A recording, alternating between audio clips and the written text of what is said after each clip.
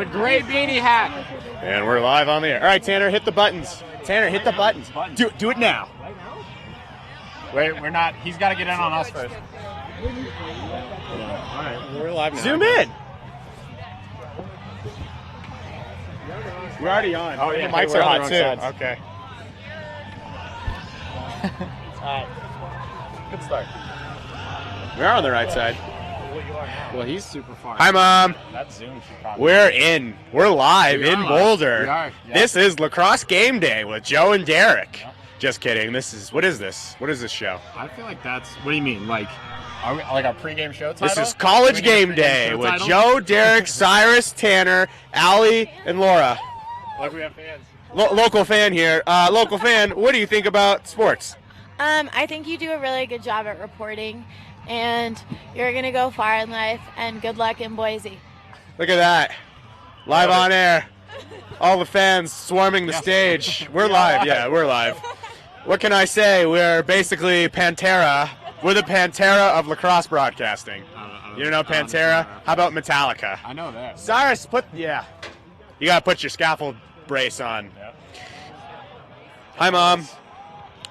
That's my mom. Picture time? Yay. Look, Get everyone in. We're live. We don't care. We don't care about anyone except us. We don't care about the viewers. All right. Who's playing today? We got ASU and C. Okay. ASU and C are the two teams competing. Arizona State in Colorado, for those not in the know. Today's lacrosse. What do you think? Big game. I got one. Get that out of here. Okay, he got his own. People hate us. Where are we going? People either hate us or they love us. Yeah, all right, should we really do this? There's 3 minutes left. I'd say we got 18 more seconds. We're live at Kittredge Field in Boulder. No, John Pemberton Field. We're live at John Pemberton Field in Boulder. Local lacrosse legend. That a boy. Beautiful field behind us. It is. I dressed up for this. Clearly. I was going to wear nicer clothing. Look, we can watch ourselves on the screen. That's a little inception here. How cool is that? Well, this is like 30 seconds delayed. We try to compete with Cronkite, and they're just too good, man. The Cronkite School of Journalism. Yeah, do you like this, JP? We got Pac-12 mics, because we're a Pac-12 team. We are. This is a Pac-12 matchup. Pac-12 school. Isn't it? Yeah. Well, it's not technically. They're in the SLC. The Southern Lacrosse Conference. Varsity, school, conference affiliations, Pac-12. So we'll go with that. So. Hey, man. Like I love the Blue Jays here. We are half the kids out here. Actually, I love the Blue Jays. Baseball. No, it's curling. Yeah, baseball. Well, it's a pastime. Curling. It's not a game. It's a pastime. Welcome to the best pre-show in the world. Yep. And talk about life. This is really, if you don't like what you're hearing during the pre-show right here, don't watch the broadcast, because it's about to be 2 hours of this. What are you doing over there? I don't know about that. We just wanted to watch still. Well, we just turn the volume down. I don't know. We have the reputation for having. This is getting intense. We're not going to be on camera in about 2 feet. All right. Well, we're not. We're gone. All right. We're gone. We're still here though. Should we head set up? We got about a minute left. We got a minute 45 till game time. No, because I need both hands to call a game. Because I wave my hands around. There it goes. There it goes. Instant replay. I just got the instant replay. It was fading away. Look at that beautiful apartment. That is called the Highline Apartment. Is it? Sure. Not an official. Not an official sponsor of Colorado Lacrosse. Friend of the show. Look at that smokestack in the distance. That is Mordor. There is Mordor. We take it all the way to Isengard, and then it's Mordor. There. Yeah. Look at that. Oh, wow. That's like the research lab. That's right? the research labs. That's where I was created. Was in those labs. Oh, okay. I was created in a laboratory. Okay, we're back on camera. Hi, Cy. So I guess we're back here. Now we're down here. Now we look like ant people. We do, yeah. Well, no, he zoomed in. He zoomed in? How do we look? I don't know. Cameraman Cyrus making us look good. Good job, Cy Guy. Cyrus actually, he's actually. I'm curious what's going on with the harness situation. It is secured. No, it's secured. It's secured. He's in. He's in. Let's not make jokes about safety. He's fine. Cyrus is actually most notable for his camera work for University of Colorado women's lacrosse. Right, Cy Guy? Yep, he says yeah. So, well, we're going to take this photo. we're here? All right, we're here. Take that. There it is. This is Derek's last game. Derek, your final game? It is. Cheers on that one. Cheers to that one. Yeah, my His last game. My last CU game. That's true. Got a little news. All right, well, they're going to do the national anthem, but when we come back, we're going to call the game. All right, cut our mics.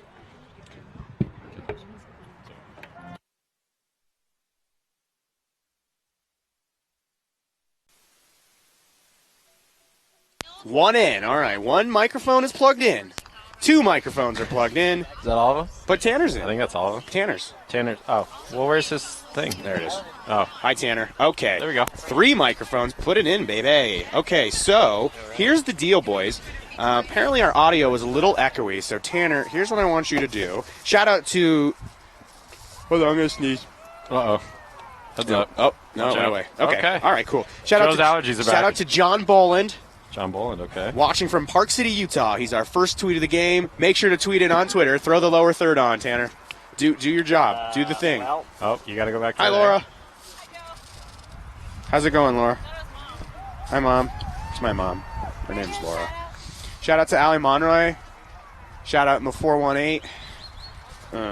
Okay, we're ready to call the game? There we are. Now the Twitters are Now up. we're ready. The Okay. Twitter sphere is We're going. broadcasting live from Boulder, Colorado. Boulder, Colorado here. Okay, what are you ready, John? John. You're John. You're John Pemberton Can today, you I please guess. put it over your mouth so we can hear you. Yeah, Well, I was wondering what was going on How you there. doing, guy? I feel like we're being stalked from the We are. bushes We're to the getting, left over there. Should we wave? I don't know. Hi. What's happening? Come on up here, guys. Don't you guys have The some, weather's like, great. It's a party up Don't here. you guys have essays to write? Hey, we got a matchup of the game. Put the matchup of the We game do? up. Okay. Matchup of the game. Put the matchup of the game up. That whole conversation was on air, Laura. The whole conversation. Got 2 tweets. Notification. Matchup of the game's up, Joe. All right, Carrie Stavig says, go Buffs. Kyle and Carrie Stavig will be at the last home game on Saturday. We will see you then. Here's our matchup of the game. Well, let's get back to it later at the All next right, fade that first out, break Tanner. and intermission there. All right. Here we go. Goaltenders for this afternoon. Johnny Perlite over in black, number 29. And for the Buffaloes, number 19, Jensen Makarov. These two teams don't like each other. This is a rematch from the 2014 National Championship. Derek, ASU, Colorado, always one of the best games of the year. Always a good game, but this one's going to be a little different. Those two teams are very different than what we saw a couple of years ago in that national championship game, with a departure of one head coach and a new head coach coming in. And, a lot of guys that were kind of staples on those teams have graduated and moved on to their lives and their careers. And so we're seeing a lot of the guys that might have been younger guys on that national championship team are the seniors now, the leaders now. So definitely a little bit of a different game, but should be a fun one, Joe. Make sure to send your tweets in all game long. We're already getting some in, and it's the best part of the broadcast. Becky Brightman tweets in, watching from Columbus, Ohio. Go Buffs. We got the Buffs from across the nation. I love it. From coast to coast and around the world, it is good to be a Buff today. Thanks for joining us on your Tuesday night. Joe Paris, Derek Michelson, Tanner Bergamo, Cyrus Allen, Laura Kuchkowski, and Allie Monroy here with you, the entire crew from the University of Colorado. John Pemberton Field, also known as Kittredge Field here in Boulder. Traveling from right to left with possession right now is the Arizona State Sun Devils. This game actually is meant to be played a few weeks ago over spring break for the University of Colorado. However, we got 2.5 feet of snow. Now, let's give credit where credit was due. The University of Colorado turf crew had cleared this field and was ready to play. The Sun Devils' flight, though, was actually canceled coming into DIA, so that's why the game wasn't played. Otherwise, it was ready to go. I mean, let's be honest here. That's pretty impressive, getting the turf crew all ready, and the game was ready to go by 9 a.m., so credit to the turf crew, University of Colorado turf crew. They have a great staff. But we're underway in Boulder. Colorado will wear their white tops, gray bottoms. First time that they've had this combination since they've got those new fourth gray jerseys. Buffs excited to get this new look here tonight on Tuesday night in Boulder. You're tuned in live. Here's John Clayton trying to work around the edges. John, who played on Team New Zealand in the World Cup of Lacrosse at Dick's Sporting Good Park 2 summers ago. We'll find Jake Gonzalez. Gonzalez takes a shot. That one goes just wide. Jake Gonzalez went to high school with our cameraman Cyrus Allen at Columbine High School here in Littleton, Colorado, where he was a standout star for the Columbine team. Rebels. The Rebels. There you go. That is right. Looking for it. Yeah, I actually was looking because it was on Cyrus's shirt, and I couldn't remember if they're the Colonels or the Rebels, and they are indeed said Rebels. All righty. Derek, what are you looking for tonight? Well, for Colorado, I'm looking for them to attack and really try to put some points on the board. ASU is a team that... There's one. Yeah, there's the first key there, but ASU is a team that doesn't put a ton of points up. They have a few attackmen in some double digits. We'll actually highlight one of them a little later, but not a ton of production. Sometimes you see those guys that have kind of the standout years in the MCLA where they're getting, 30 goals, something crazy like that, a bunch of assists to go with it. But ASU, not so much on that front. I think their leading scorer only has 16 goals this year so far, so not a huge number. Colorado, they can simply win this game by outscoring, but they're also a really good defensive team and anchored by Jensen Makarov, the goalie. So looking for both sides for Colorado to have a big game against ASU here. But ASU, they're going to have to slow down Colorado is going to be the big thing for them to have a fighting chance in this game. That goal for Colorado scored by number 22, Carter Esqueda.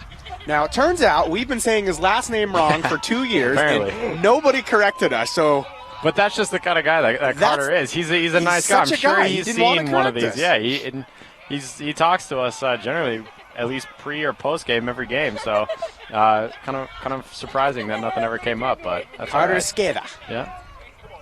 There's a shot there. That one blocked away by Johnny Perlite. We're getting another tweet in. This is great. Are you ready? Kate Teixeira is tweeting in, "Go Buffs. Great job, guys." Kate from Arizona today. Today she's in Arizona. She was in an airplane. She was out west. Now she's in Arizona. Everywhere. So shout out to Kate, our traveling Buff fan. Trying to hit all 50 states, I guess, this year. She's trying. She's on her way, too. She's doing a good job with that. She's getting the miles in. J-Mac tweeting in, watching from Steamboat Springs, Colorado. Let's go Buffs. We got our Steamboat crew. A couple of the guys on the Buffs roster all went to Steamboat High School, as well as Laura, who's standing to our left. Penn Lukens, who was up from Steamboat, he was sidelined over the weekend in the BYU game. He's still out. So Nick Cottrell again stepping up here today for the long pole. Penn Lukens, who has been sidelined with a head injury, is hoping to get back on Saturday for the Rocky Mountain Showdown against Colorado State here at Kittfield. 2 p.m. is that start time. Come on down. You don't need a ticket. You just need to show up. It's going to be a great event. Hopefully the water will stay out of the sky. That's also known as rain. Yeah. Hopefully the rain will stay out of the sky. Ball down on the far sideline will be picked up by Blake Irwin. Irwin will trot forward into the offensive half. Colorado leads 1-0 with 10:45 remaining in our first quarter of play. Still part of the first half. Yeah. It'll count. In behind is Carter Esqueda. He'll take a shove from behind, and we've got a flag on the play. Esqueda, though, gets right back up, looking for a pass. He'll flop it up top for Molnar. Steps left, comes right, will slow off the pace, comes around a screen, gets around the edge. Esqueda trying to go through traffic, splits the defenders. It'll be finally touched up and scooped out of the air by Kyle Corona, and that'll draw a referee's whistle for our first penalty of the evening. Yeah, it's going to be a push-up possession, so pretty easy penalty. It's not going to be in there for long, but if you're Arizona State, that's something like a little bit of what I was talking to earlier. You cannot do it for a team like Colorado that can put points on the board, and when you haven't historically done so this year as much, you don't want to give teams that extra man-up opportunity to be able to do some of those things. So definitely an early mistake for Arizona State. For them, you want to be able to stay out of the penalty box here tonight. Our broadcast crew is almost 100% healthy today after a little bit of a scare last weekend. Some allergies. We were all sick into the weekend. We were wondering if we had allergies or we were sick. We were sick, but we're better today. So I got tweets over the weekend wishing me well. Did you? All right, look at that. And we have another big thank you coming up at the next break. That's called a teaser. What a rocket there from Johnny Clayton. That'll go flying into a... Looks like they hit a Ford 4x4, and that one will go flying into the courtyard of Buckingham Hall, where our graphics operator, Tanner Bergamo, lived freshman year. Oh.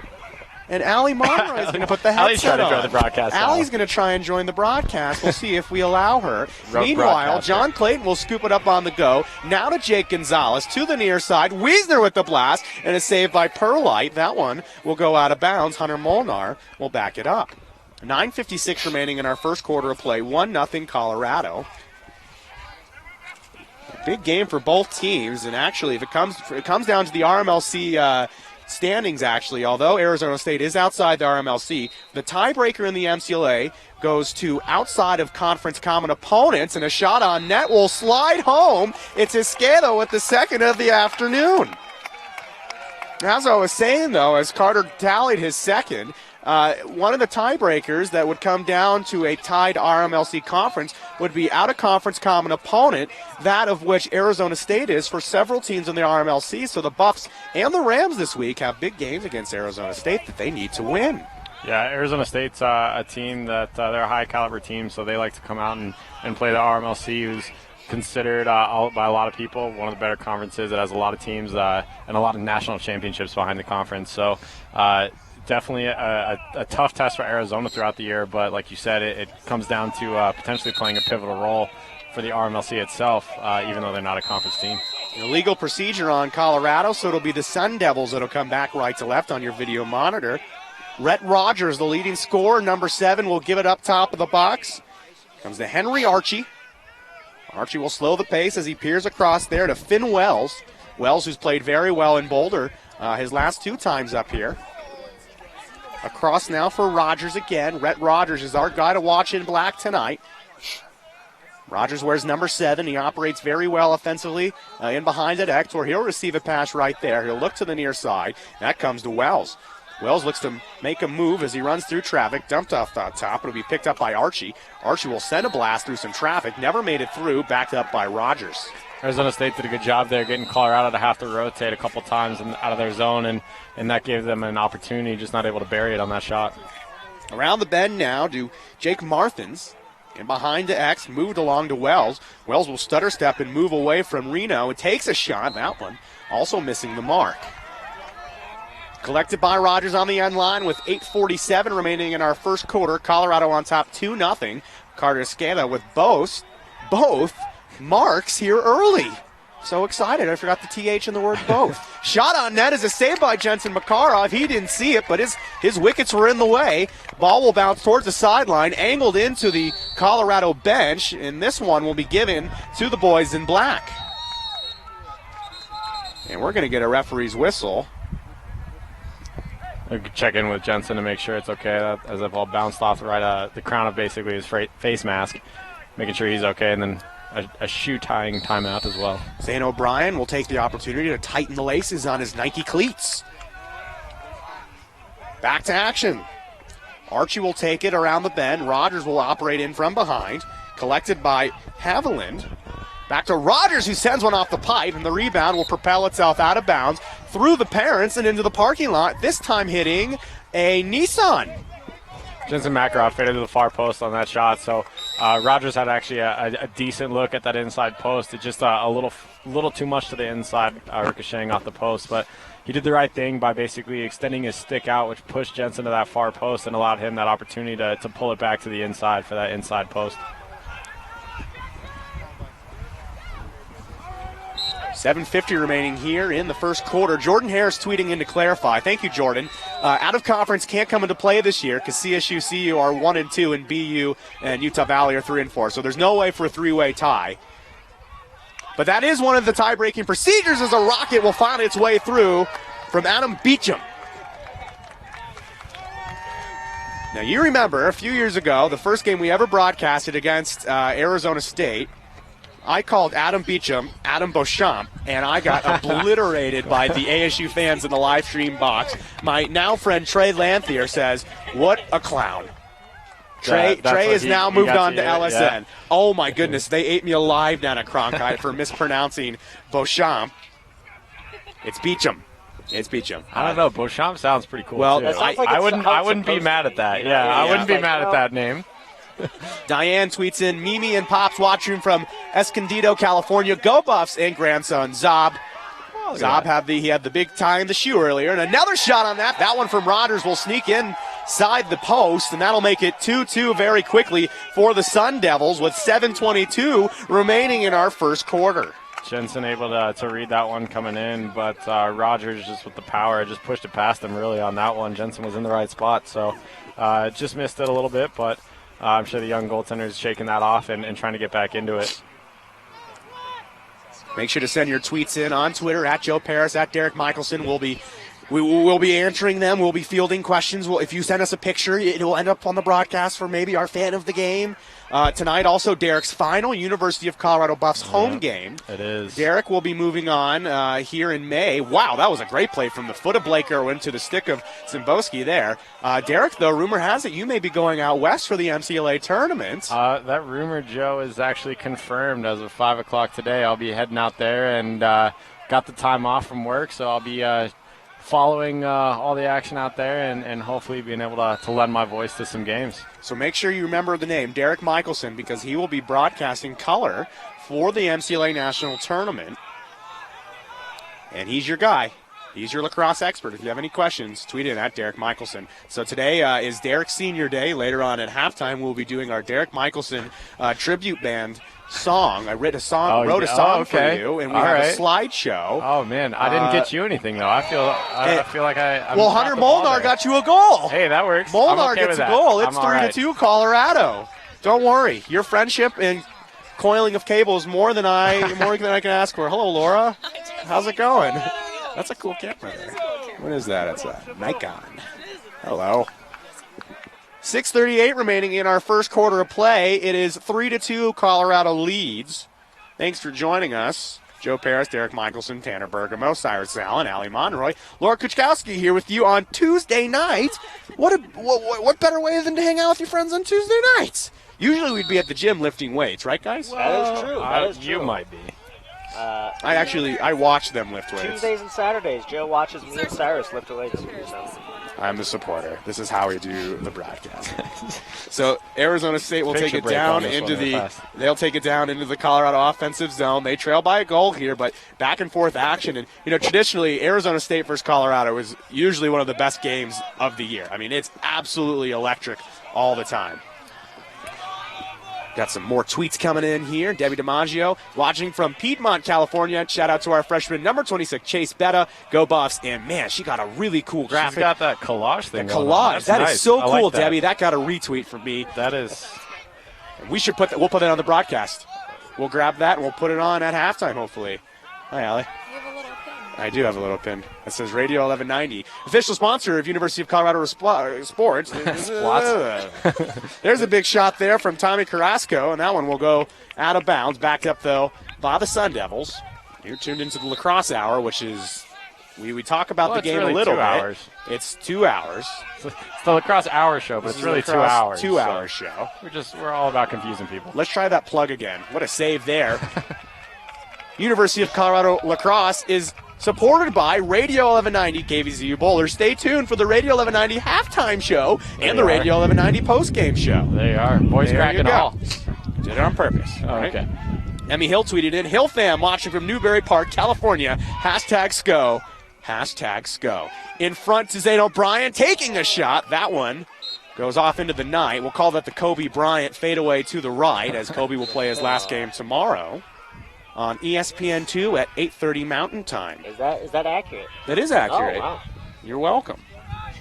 I'll DVR that. And on ESPN, it will be the Golden State Warriors and the Memphis Grizzlies. O'Brien takes another shot. That one blocked away. Johnny Perlite looking good. The freshman goaltender from De La Salle High School has been sharp so far tonight. Our score 3-2 Colorado. Wiesner will spin around the bend, trying to unload there with the big left hand. Instead, he'll defer over to Chris Boland. Boland will trot to the top of the box. He'll be tracked down there by Adam Beecham. Boland looking for options as he's chased away there with the long hair flying from Montana Griffin. Some great lettuce on his head. Really good lettuce. Here comes Esqueda. He'll push one in behind. A shot goes just wide there from Reno. Excuse me, Wise. That's Hart Wise. Keon Reno does not wear 9. And there comes the wind. Hello, wind. You can't have a lacrosse broadcast without wind. That is a given. What input are you on? Because you I don't sound quiet. Well, There you go, guy. well, There we are. Picked up there as it'll trickle to the top of the box. Oh, boy, there's some heavy hitting going down. And that one will be picked up there by Matt. Wiesner's got it. Onward they go. Esqueda here on the inside. Ali Monroy tweets in hashtag let me tell you why. And that's the name of my book. Let me tell you why. The Joe Paris story. That's my catchphrase, turns out. Out of the stage. Nailed Let's it. go Buffs. Behind as Colorado employ the 10-man ride. Clayton with a really good hack on Tommy Carrasco. Picked up by Clayton. He'll trot off into the near half. Corralled to the far side now by Wiesner. 3:15 remaining in our first. Joe, you got to get the pull of the. What happened to our screen? Oh, wow. I don't know. What? Cyrus, what did you do? I think it's down here. Is that down here? What happened there? Oh, you have two cameras up at the same time, guy. Hit that. Yeah, push that. What happened there? What did you do? What happened? That is so weird. All right, go to black. What? where's the second? There it is. Okay. Someone hit What was something. I don't know. Where did we get a second camera? Sorry. I'm sure I guarantee you somebody tweeted in that it's broke. Oh, yeah. Maybe not. Cheryl Salami tweets in, Clayton's in the Salamis, cheering from Lake Oswego, Oregon. Go Buffs. Thanks for tweeting in, everyone. This is great. We're getting all-time record engagement on Twitter tonight. Yeah, I'm even getting some tweets. You know, it's a big day when you get tweets. You got anything to say? What do we got? Well, from no, the Twitter sphere? I was tagged with Debbie there as well. Okay. Debbie's crushing it on the graphics game. Look She at is. that graphic. Debbie must be a graphic designer, or she I think should that be. one's pulled from the old website. All right, well, Sly Fox. 2:10 remaining here in the first quarter. Buffs on top 3-2. You're tuned into the best lacrosse show in the world. This is CU Lacrosse Live with Joe, Derek, Tanner, Allie, Laura, Cyrus. There will be a quiz. Do I have to take it? I don't want to take that. I No, don't this know is if your I do. last Okay. game, so you can do whatever you want. I got the senioritis pass on that one. You can take your shirt off. You can sing. You can do whatever you want. I don't know. Okay. To the far side now comes Wes Schuler. Schuler will entry pass on the inside for Archie, who unloads, but a save by Jensen Makarov. That one off the leg. Not going to feel great, but he'll tell you it was worth it. Molnar in transition back the other way. He'll trot to the top of the box, exchange over with Esqueda, and here comes Colorado. They're on the move. It's Emery Rust. Rust gets free, centers in front. Boy on the back door. That one was ready to be trigger pulled by Hart Wise. Stays And here. he still got him, actually. Oh, Arizona State now readjusting, but he actually still had him there wide open on that back door after Colorado was able to reclaim that ball that first time. Good hustle play there by John Clayton, and then he throws the ball away. All right. So that happened. Hopefully we don't get a quaffle on the pitch tonight, boys. Yeah. We probably won't, but we do have a soccer ball over there right now, actually. Well, during this weekend's game, we had a quaffle from the game Quidditch come onto the field, and it had to be kicked off. Was that against Utah or was that against BYU? That was Utah. That was Utah. Okay, because I was dying during BYU, so that was okay. Here comes Finn Wells, and Wells will use his speed to advance all the way down the field, and that's something. Analysis. Oh, good. Laura sent me a picture. Uh-oh. Let me tell you why. And we're going to get a timeout on the field. 45.4 seconds remaining.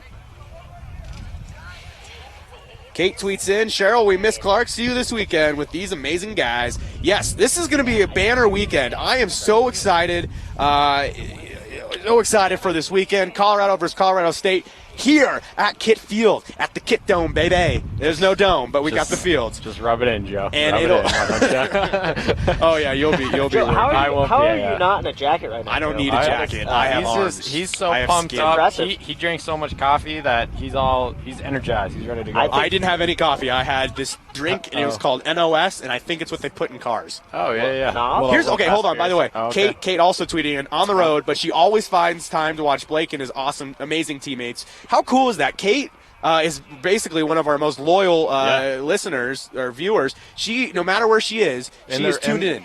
I was going to say in the running for MVP fan of the She year. may be fan but of the year. Yeah, that might already be claimed.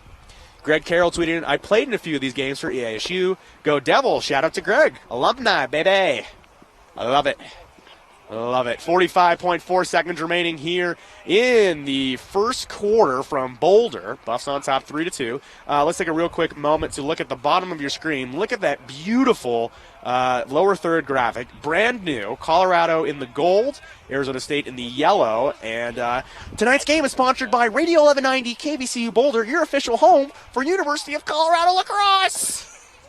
Tune in every Monday, Wednesday, and Friday from 6 to 7. That was really weird. This is the last time we're going to get you an energy drink. Oh, gosh.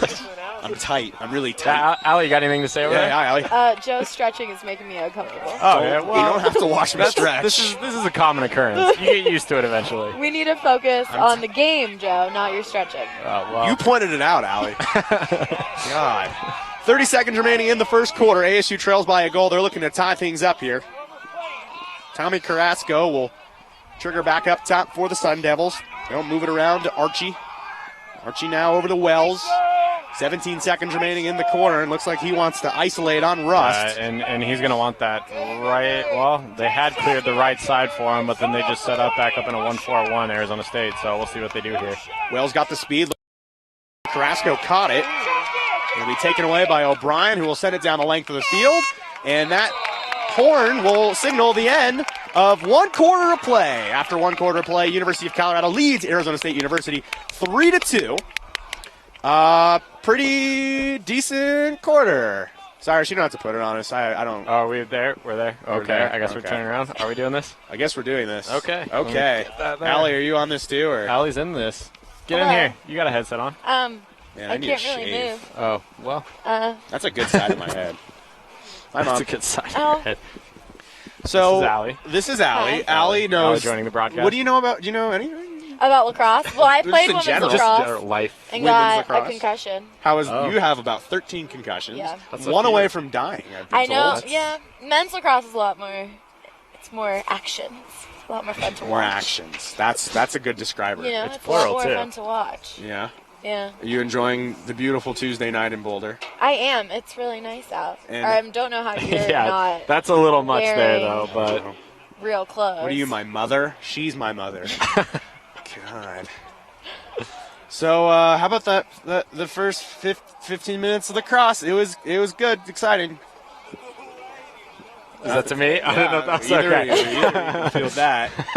Hashtag analysis. I mean, it was a good first quarter for both teams. Arizona State actually had a good opportunity for a last shot there, coming in on that 1-4-1. What they were trying to do is they were trying to force Colorado, thinking that they were going to still attack that right side alley to add extra defenders to that side of the field, and instead they just hit basically a pass to the backside, Okay. and that's what's going to be giving them that open look there.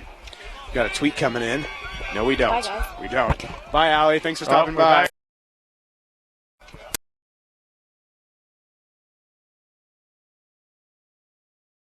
Keys. Okay, now it's back. All right, well. Don't good now. touch anything unless you need to touch something. Okay. Okay, underway here in the second quarter of play.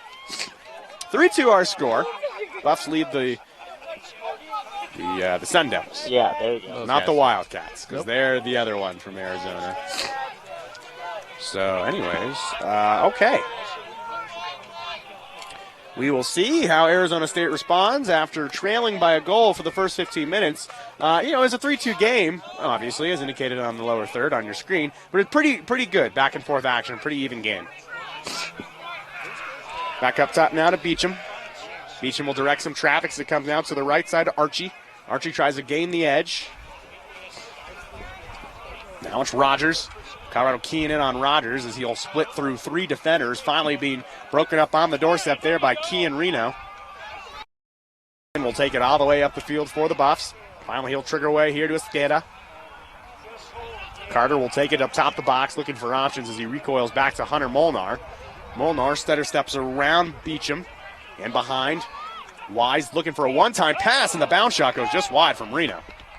A good look, though, for Colorado. Some good motion offense going.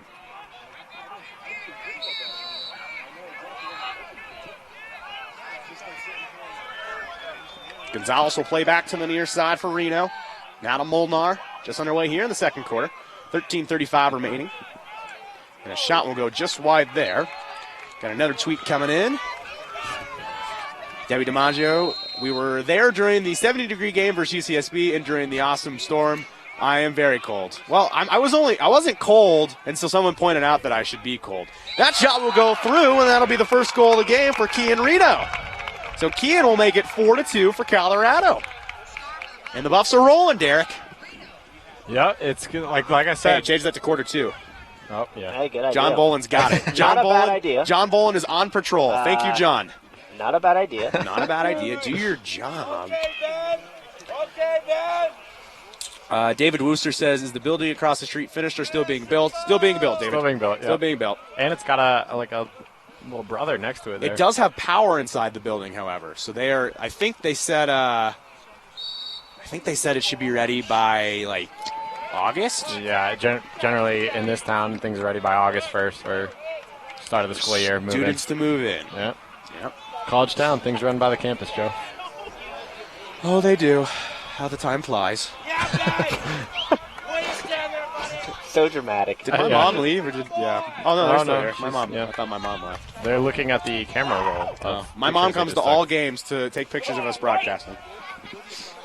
She's a loving mother. The sophomore Carrasco will take it and sends it in down low, scooped up there by Haviland. Back to Carrasco at the top of the box. Arizona State trails by 2 with 12:37 remaining in the first half. Around the bend is Ebner. Ebner will trigger in behind. Trying to go through some traffic there is Martins. And Martins will lose it as the Buffs will pick it up. And Jensen Makarov will grab it down on his own end line. Now I am cold, so I'm going to take this jacket off. Wheels, baby, wheels! There goes from Emery Rust. In down low now to Wise. Wise will go back to Zane O'Brien. O'Brien takes a shot there. It was lifted at the last second by Schuler. Yeah, one step too many there by Zob. He was trying to get around top side there and use his body to shield against the defender, but took one too many extra steps and allowed that slide to collapse in on him in time to lift on that shot and be able to send it high. Here's Ben Wharton for the first time this afternoon. Evening, whatever. It is technically afternoon. That's true. O'Brien will be pushed away by Schuler, and we're going to get a flag, a pair of them. Meanwhile, Gonzalez moves to the left, thought about firing. Said he'll step off, up to Molnar. Molnar trying to step around the defender, Sanchez. Behind to X to O'Brien, back to Gonzalez, handling with one hand. In behind, centered in front, shooting, and a save there by Perlite, stopping Wharton on the doorstep. A good look from Ben Wharton. Buffaloes keep the play alive, though, on the delayed penalty. Molnar unloads and a shot. Saved by Johnny Perlite, and that'll draw a whistle, and we'll get a Colorado man up. With 11:17 remaining in the second quarter, Buffs on top, 4-2. Joe, something to watch is going to be in this remainder of this second quarter here and into the second half is how Arizona State's reacting to Colorado's players with the ball at X. Because right there, what we saw both players from both sides of those posts start to inch towards X, ready to fire when their goaltender sends them. So they're getting antsy because they've been burned a couple times by Carter back there. Even though that was Hart Wise with the ball in that instance, they're paying attention to X and they're ready to fire at any second. Fire meaning slide. So what that's causing is that's creating holes in the middle of that field, that high percentage shooting area right on the crease, right in the middle for Colorado to make a living at. So we'll see how that progresses. Arizona State's going to have to be very careful of that going forward. Apparently Allie's phone died. Oh, did you hear that through Tanner's headset? Yeah, sad day. She cannot do the Twitters. She can't even. Let's go. All right. Well, we tried our best. Anyways, that one will go wide. Watching from Cape Town, South Africa. Oh, I guess she only said that to me. I want to say it, Joe. All right, say it. Andy Simboski watching from Cape Town, South Africa. Go Buffs. You got to practice your shout-outs. I do. You're going to the national stage. Admittedly, that was pretty bad. I'll try to do better on the next one. Gonzalez will push it on the doorstep. Wharton fires, he scores. Ben Wharton will make it 5-2 with 10.5 to go here in the second quarter. What a play. That was sick. That was cool. That was nice. All right, man up goal for Colorado. You got any other tweets, guy? No, that was it. That's all I got. I probably scared him away with that shout out. That was Cyrus pretty bad. loves getting shots of the building across the street. He really does. He loves it. Oh, there's the beauty That shot. beautiful skyline over there. There's some more apartments. And now the face-off circle. No, where's he going? Oh, hey, there we To are. the backwards wave on that one. Hi there. I don't want to turn around. All right, here we go. 10.5 to go in the second. Buffs on top 5-2. Thanks for joining us on your Tuesday night. A little bit of Tuesday night madness here. A premium MCLA cut. Irwin will grab it coming in from the wing. Top of the box as he'll recoil off in the corner. Looking to stop and start there. He'll hit Wiesner, who just comes on from the sideline. Wiesner will take some contact there. Leaning in with the left shoulder. Back in behind now for Molnar. Molnar up top now. This will be Kelly Stavig. Stavig switches hands, go to his left.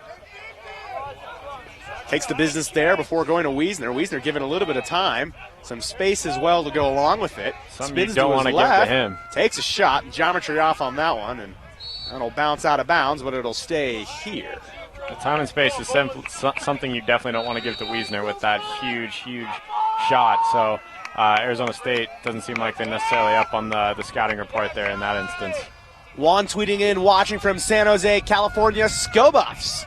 Look at this. We're getting a little bit of West Coast variety tonight. Yeah, we are still early for them. Stavig's got it at the top of the box. He'll stutter step with a fake shot. Spins around, had an open shooting lane. Good pass, though, to Wiesner, who again goes for that bounce shot. And really, since the opening weekend, Max Wiesner, the freshman from Monarch High School, pretty close to here, like 10, 15 minutes from here, has been a really, I wouldn't even say a surprise because he looked really good in preseason, but he's been a good addition to the Colorado bench and the field as well. Goodbye, Allie. In behind for Irwin, rather Wise. Wise will step around. Oh, and a save there by Perlite. Bye, Mom.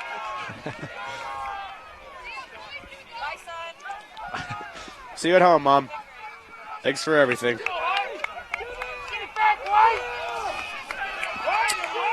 8:51 remaining here in the first half. Colorado on top by 3. Their 10-man ride now out in full force. And there's the buzzer signaling they got 10 seconds to get it in. So I think they were just trying to shoot there on that one. Yeah, trying to catch Jensen out of the net. Yeah. Oh, that'll be a nugget out of the air. Good stick by Trevor Shadow. Shadow still with it. Will throw to the far side. On to Rodgers. Rodgers will step up the field.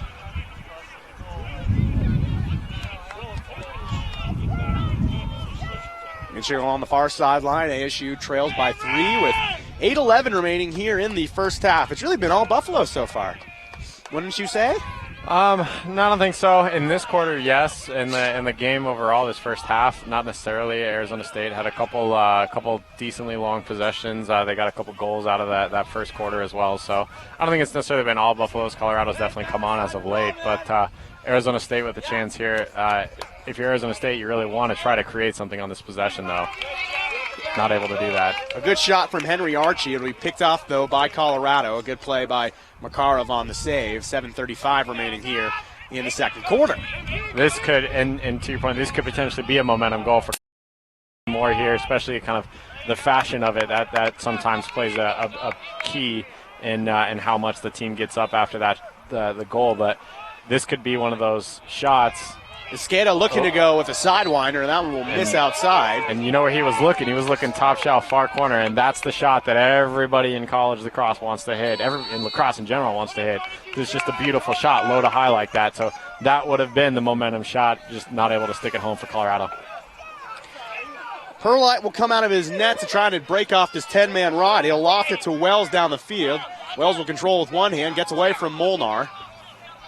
And the Sun Devils will try to slow it up here to get their offense going, get the right personnel down on the field. It's Carrasco. 6:45 remaining in the first half. Colorado on top. It's been a really good Colorado second quarter here after a close first.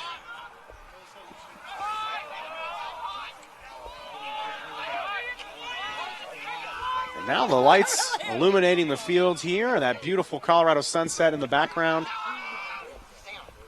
Sun Devils will move to the far side now. Big rip. That one deflected, I think, off the stick of Cottrell, maybe. It did. I mean, the path was altered somehow as it went towards the cage of Makarov. On the restart, though, it'll be the Sun Devils. It'll be Marthins. Marthins around the bend in front. Oh, what a goal there. What a pass from Marthins in behind. And they'll send that one through some traffic to make it 5-3. I think that might have been Patrick Haviland that put that one home. It's tough to see on the backside. Yes, it looks like that was 31. So 6:14 remaining now in the first half. 5-3 our margin, and that's a big goal for the Sun Devils. Yeah, it definitely it makes them keeps them competitive here in this half, which is again something you want. But it was a good look there, dodging with his head up there behind the decks. As he was coming around, realized he wouldn't be able to get high enough to get a good shot off, so he just looked for one of his teammates and found one slicing through the middle. Simbo working hard there on the faceoff, doesn't give up, but it's picked up and brought the other way. Into the offensive half with his run is Jeff Sanchez. Sanchez will collect it on the outside of the box as he'll trot over. He'll roll it to Wells, the senior who actually went to Chaparral High School here in Colorado. I wonder if his parents are here. Opting for slightly warmer climates, I guess. Yeah. Depends on the day. Yeah. This weekend, we're expecting a big snowstorm again. Some forecast models up to 40 inches of snow, as that'll be another goal there. And Henry Archie will make it a one-goal contest with 5:33 remaining in the first half.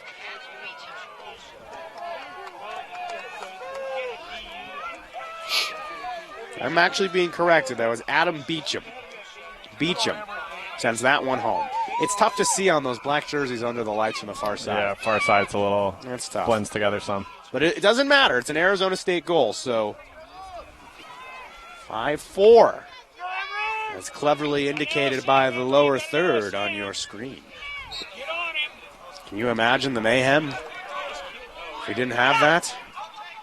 And now the Arizona Sun Devils are really rolling as another one and a save there by Makarov, and he needed to make that save as Rhett Rodgers fired a rocket, and Makarov, he's far away from home as he gets rid of it.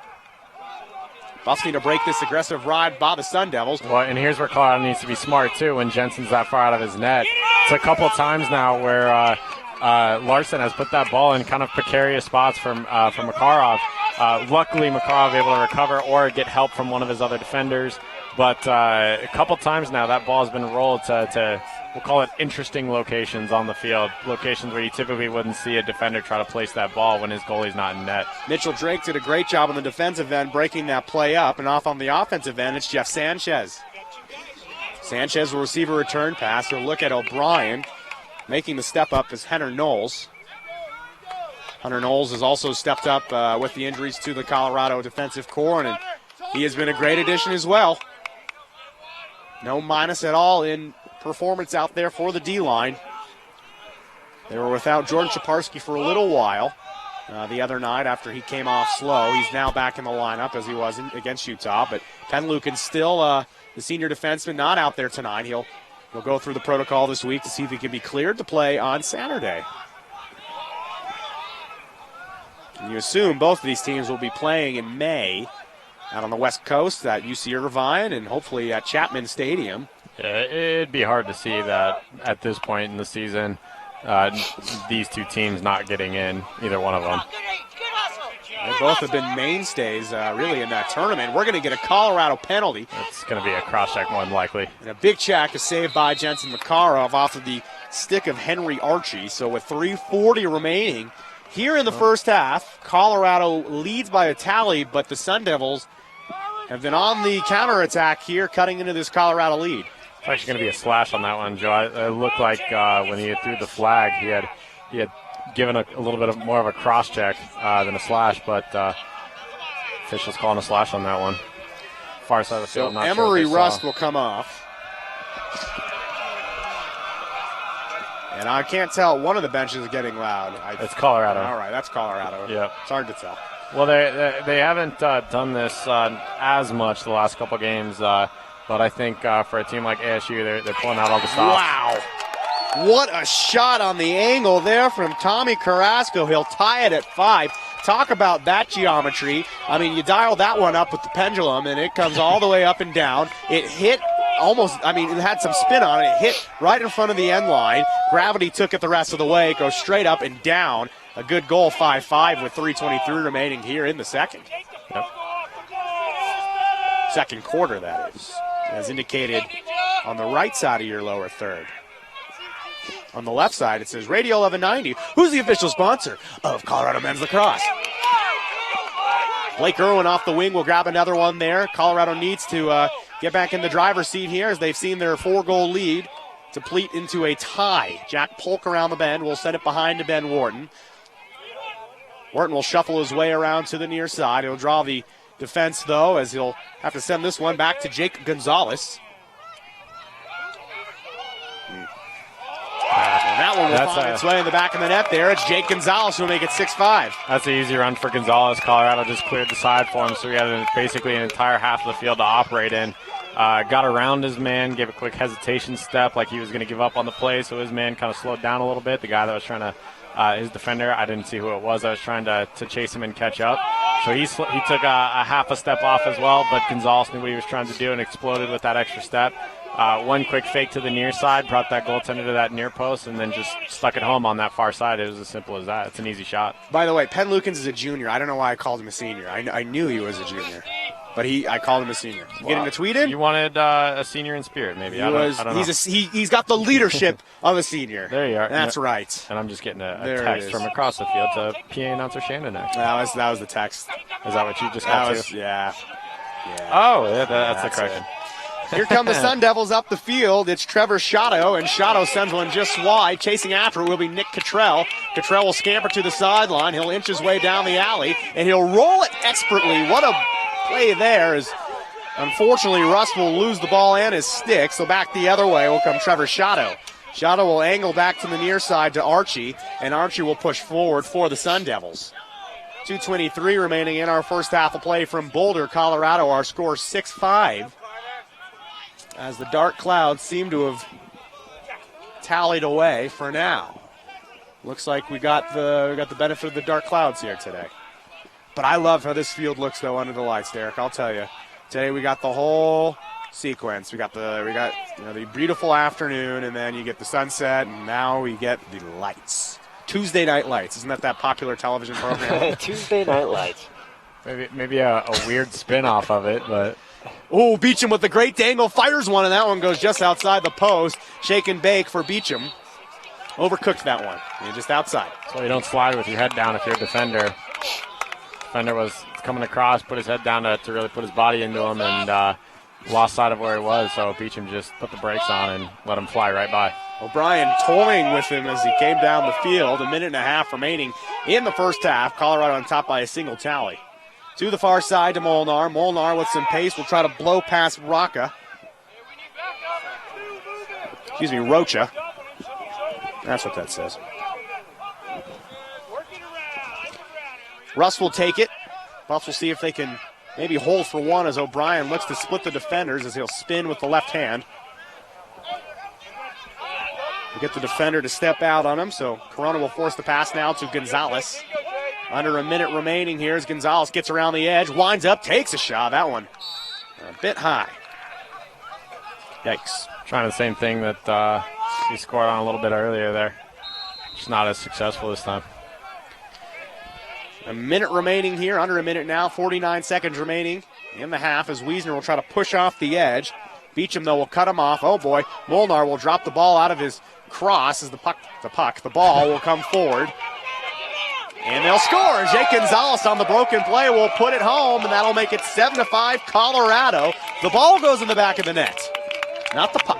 Yeah, it sometimes doesn't matter how pretty it looks. It's a matter of scoring goals, and Gonzalez doing a good job cleaning up there for Colorado and making sure they have the opportunity still. Fans getting loud here at field side. And, pretty okay crowd for a Tuesday night. I don't think most of it was students. Also, the weather wasn't supposed to be as nice as it's actually turned out, so I think that might have cut the couple people at home.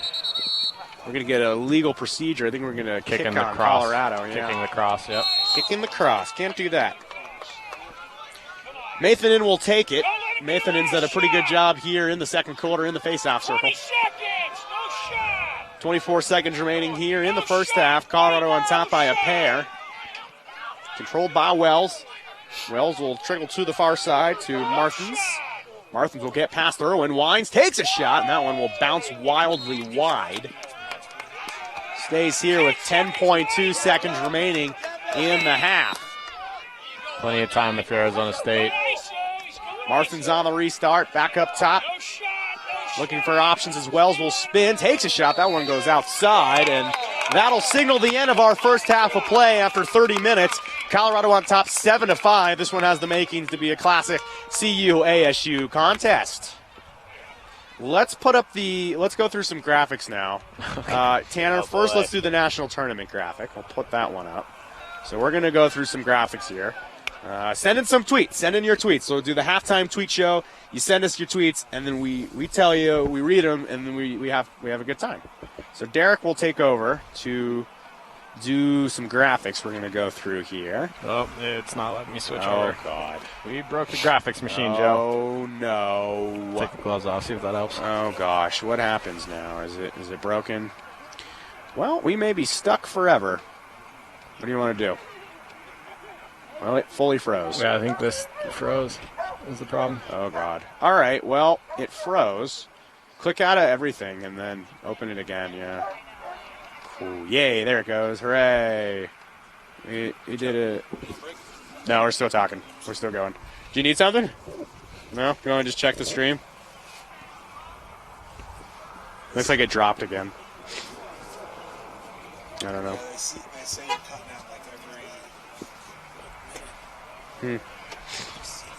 All right, you do that. We're going to go over here. You work on the tech stuff, JP. All right, MCLA fans, do you want to go out to California for the national tournament? You do. That's the correct answer. MCLA fans, the Men's Collegiate Lacrosse Association, MCLA, returns to Orange County in 2016 for the 20th anniversary of the national championships. Tickets are on sale now at mcla.us, and go out there to support your team, whether it be the Sun Devils or the Buffaloes. There will be a lot of teams out there, but only one national champion. Both of these teams have been out there and played in the championship game, and it is a lot of fun. And as someone that's been out there, as a fan and a broadcaster, I'll tell you, folks, it is a good time. You can see the schedule up on your screen right now. The MCLA National Championships go out to Orange County. So we'll leave that up for another few seconds. You can see the first 2 days, May 9th and 10th, will be at UC Irvine. And if your team advances out of the first 2 rounds, you will head to the semifinals after a day off. I would suggest going to Disneyland on your day off. It is a lot of fun. It is what I did. Yeah, it's a good time. Joe, you're supposed to do that after you win the championship. Well, I was not playing for a championship there. Well, I was out broadcasting. So, no, actually, the truth is we went on the 13th. So we went in between the semifinal and the championship. Got it. And I am on record saying that is the best day of my life. Okay. All right. Next, let's do do we have the Boulder Coffee? It's on a score bucket. Okay. Pull up the score bug and do the bottom one with the Boulder It is Coffee. not going to be updated, though. Here's a story, and I'm going to tell you why. Tonight's broadcast is presented by Boulder Organic Coffee, and here's the story. Boulder Coffee reached out to us, and out of the goodness of their hearts, they offered to send us some free coffee because during Thursday night's broadcast, I was very sick, and my throat was going, and I really needed some coffee. And they found our tweets, and they said, "Hey, we'd love to send you guys some coffee. Here's some coffee." And out of the goodness of their hearts, we didn't ask them. They just said, "Hey, here's some coffee." And it was a really nice thing to do. Not many times does someone just do a nice thing just to be nice. And Boulder Organic Coffee, they're a great local company. They're better than Starbucks. They're better than Pico. They're better than the Laughing Goat. They are the best coffee in town. And the truth is, I've had their coffee. Okay, I'm not just out on a limb here. I went and tried their coffee. They didn't even know that I went and tried it. But I tried their coffee, and guess what? Good? It is very good. All right. And I'm going to tell you, when you see the word organic, you assume, oh, it's so expensive. What a waste. No, it wasn't. It was actually cheaper than Pico. I don't know what Pico is. Pico is the coffee shop in Atlas on campus. I won't go to Starbucks. Oh, actually, I have been there. I will not. I will just didn't know not. that's their I will called. not support corporate greed. All right. Well, if you listen, There's that, I guess. Yeah, there's that. Anyway, so yeah, thank you so much to Boulder Organic Coffee. They sent us some great coffee for our homes to drink in the morning or really whenever we want to drink it. I'm a big coffee fan, so I'm excited to try it. I haven't tried it yet, so some stickers. I'm pretty pumped. Big shout out to Boulder Organic Coffee. We really appreciate it. Some really great local business owners. That's the way we do it. They have a store? They do. Yeah, Where's that they do. Here, I'll draw a map for you later. Okay. I could give Only you, if it's in crayon. Sure. Okay. Next graphic. Let's put up the Derek graphic. This is good. Oh boy, here we go. I was up all night working on this graphic. Were you though? No, Derek. I said, all right, here we go. This is the weird part. This is the weird part. I told Derek. This is so weird. So Derek's been part of University of Colorado Club Sports for 4 years. 3. 3 years. That's correct. You transferred in. I was totally at Kansas forgot. State. He was at K-State. Still part of the MCLA as a coach. Yeah. I coached, then I played. Player then owner coach, Jackie Then Moon. I came, yep. Okay, so Derek, tonight is his final CU game. Unfortunately, he will be unable to join us on Saturday. But I said, Derek, here's the thing. I want to make you a graphic, but basically the best graphic I can do is draw on a piece of paper and then take a picture of that and put that in Photoshop. So make yourself a nice graphic, and we'll pretend I did it. But nobody wanted to pretend that I did it. So here's the graphic. It says, thank you, Derek. He's graduating as a senior marketing student as the class of 2016. There's his Twitter handle. Send him some congratulations on graduating here in May. He also got his Business of Sports certificate. He's been part of the University of Colorado Club Sports his entire time he was here. He's worn a lot of different hats. He was the marketing and communications coordinator for the entire department in 2015. He's been part of the University of Colorado Lacrosse program since the day he stepped on campus as a marketing and PR intern, the director of business and marketing development, and as a color analyst and producer on our broadcast. Also, he worked on both the men's and women's hockey staff as the director of operations, a color commentator. Yeah, I forgot to add that one. You forgot that. And on the left, those are some of our best moments. And because we have time, and I don't want to talk about lacrosse because I don't fully understand it, the top picture of us waving, that is us that's a story. a University of Colorado volleyball game. So get this, Derek and I are out at one of our favorite restaurants, the Dark Horse here in Boulder, world-famous Dark Horse. We'll be headed there after the game. We'll be there after the game. And we happened to be sitting next to the table next to the Pac-12 crew, and we started chatting with them, and they said that they had a big broadcast that night. Colorado was playing Arizona on the Pac-12 network, but their broadcasters, they missed their flight, and they weren't going to be able to make it, so they were just going to have a video broadcast. Well, I turned to my colleague, Derek Michelson, and I say, Derek, I think we can call volleyball. So the first thing you said is, do you know anything about this sport? And I said, I mean, my sister played in high school, but that was about it. And then I said, I can call names and numbers if you can analyze. He says, okay, deal. Now, I was not wearing dress-up clothes. I was wearing my my shirt that says Je suis Charlie. This was actually the day after the terrorist attacks in France, so I was wearing my French shirt. And Derek was actually wearing his entire sweatsuit. And he said, we got to go back to my apartment. I've got to look nice, because Derek always looks nice when he's broadcasting. We called an entire volleyball game on the Pac-12 network with under 30 minutes of prep time, and I don't want to be modest here because we crushed it. We absolutely knocked it out of the park. So there's that. And I have to give a big shout out to my sister, because on the drive over to Coors Event Center when we were going to call this game, I called her on the phone and put her on speakerphone, and she gave us the lowdown she did. on volleyball. So we went with it that way, and I guess it worked out for us. It did. We had a good time. So you guys let me keep doing this. So that was that story. We only got 2 minutes till we return to action, so we'll go quickly. The next picture on the bottom left, that was Derek palming my face during a hockey intermission report. Yep. That was a really weird broadcast. It was a face wash. That was a face wash. The one to the right is us here on opening night here in Boulder. That's us standing on the field. That's what I look like with combed hair. I haven't had that in a while. And let's see, bottom left is, I think that was a Snapchat. It was. From your first hockey broadcast. It was, yeah. Okay. See, I'm pretty good. I'm pretty good. Thank you. High five. So Derek, that was a picture from his first broadcast. I was wearing my Toronto hat that night as well, because the Blue Jays, they were playing. That was in the World Series. That was no. That was the ALDS. No, right. they were not good enough to make the World Series. Well, the Mets lost the World Series too. I forgot who was in it. How'd your boy Syndergaard finish? He dominated. They're actually losing to the Marlins, though. That's wow. The bullpen. I would not talk about that on here. So thank you very much, Derek. You have been a great part of these broadcasts and club sports. Derek is one of those people. Look at the crowd is going wild right now. Listen to that applause. Derek was one of the people that behind the scenes made everything happen for lacrosse and hockey and so many other club sports. And when he decided that he was ready to move on to better things, I said, Derek, got a spot for you in the booth. And listen to this. If you didn't hear it early on, Derek will actually be out at the MCLA tournament with Lax TV as a color analyst for the MCLA National Tournament. So when you're watching the Buffs play down in Orange County, if you see Derek, go give him a high five, give him a handshake, and say, thank you, Derek. It's been fun having you for 3 years.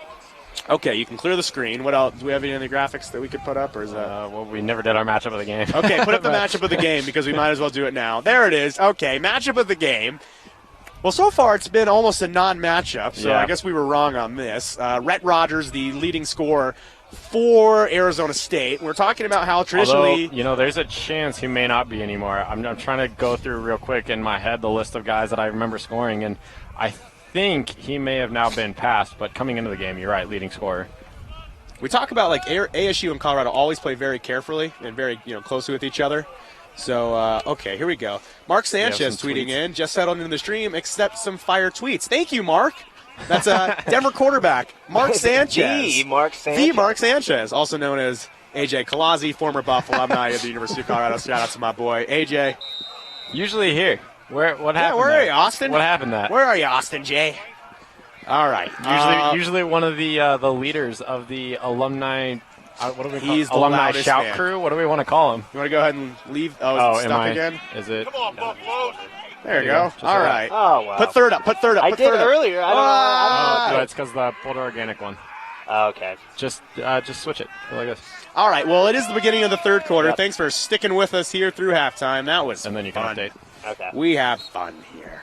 Buffs lead by 2. Underway here in the third. Thanks for joining us live at the University of Colorado in Boulder. Joe Paris, Derek Michaels, and Tanner Bergamo. Cyrus Allen here with you on your Tuesday night live. This is a fun matchup as always. It is also sentimental because the first lacrosse game, wow, what a laser beam goal there from Adam Beecham. Beecham, he didn't want me to talk about how this was sentimental. He wanted to score the goal and have us talk about lacrosse. All right, Talk that's about fine. sentiments later, I guess. Fine, Adam. That'll make it a 1-goal game just underway here in the third. Wow, that was quick. That was, 18 seconds if I did that mathematics correctly? Yeah. Okay, 1-goal game. And Derek, what do you think here? What do you think? What are you feeling after that beautiful halftime show? Lacrosse-wise, what are you thinking? I think that Arizona State's done a good job sticking with Colorado. The key here is going to be making sure that they're not giving Colorado a lot of possessions. Like we talked about, Colorado's a team that can score pretty readily when given opportunities. Arizona State hasn't done that as much this year, so that's going to be key is to make sure they maintain possessions, get good quality shots. Another thing you look at, if you look across the field, Arizona State's bench is maybe half the size of Colorado's. So coming at altitude, after maybe you're not psychologically as geared up for this game as you would have otherwise been, since this was really supposed to happen about a week ago or so.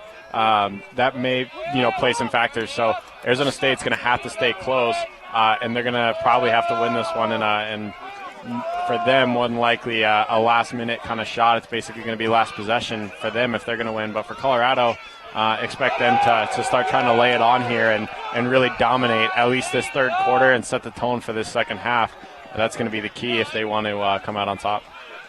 Good play by Wells on the sideline to narrowly keep that one alive for ASU. He had a pass errantly thrown in his direction.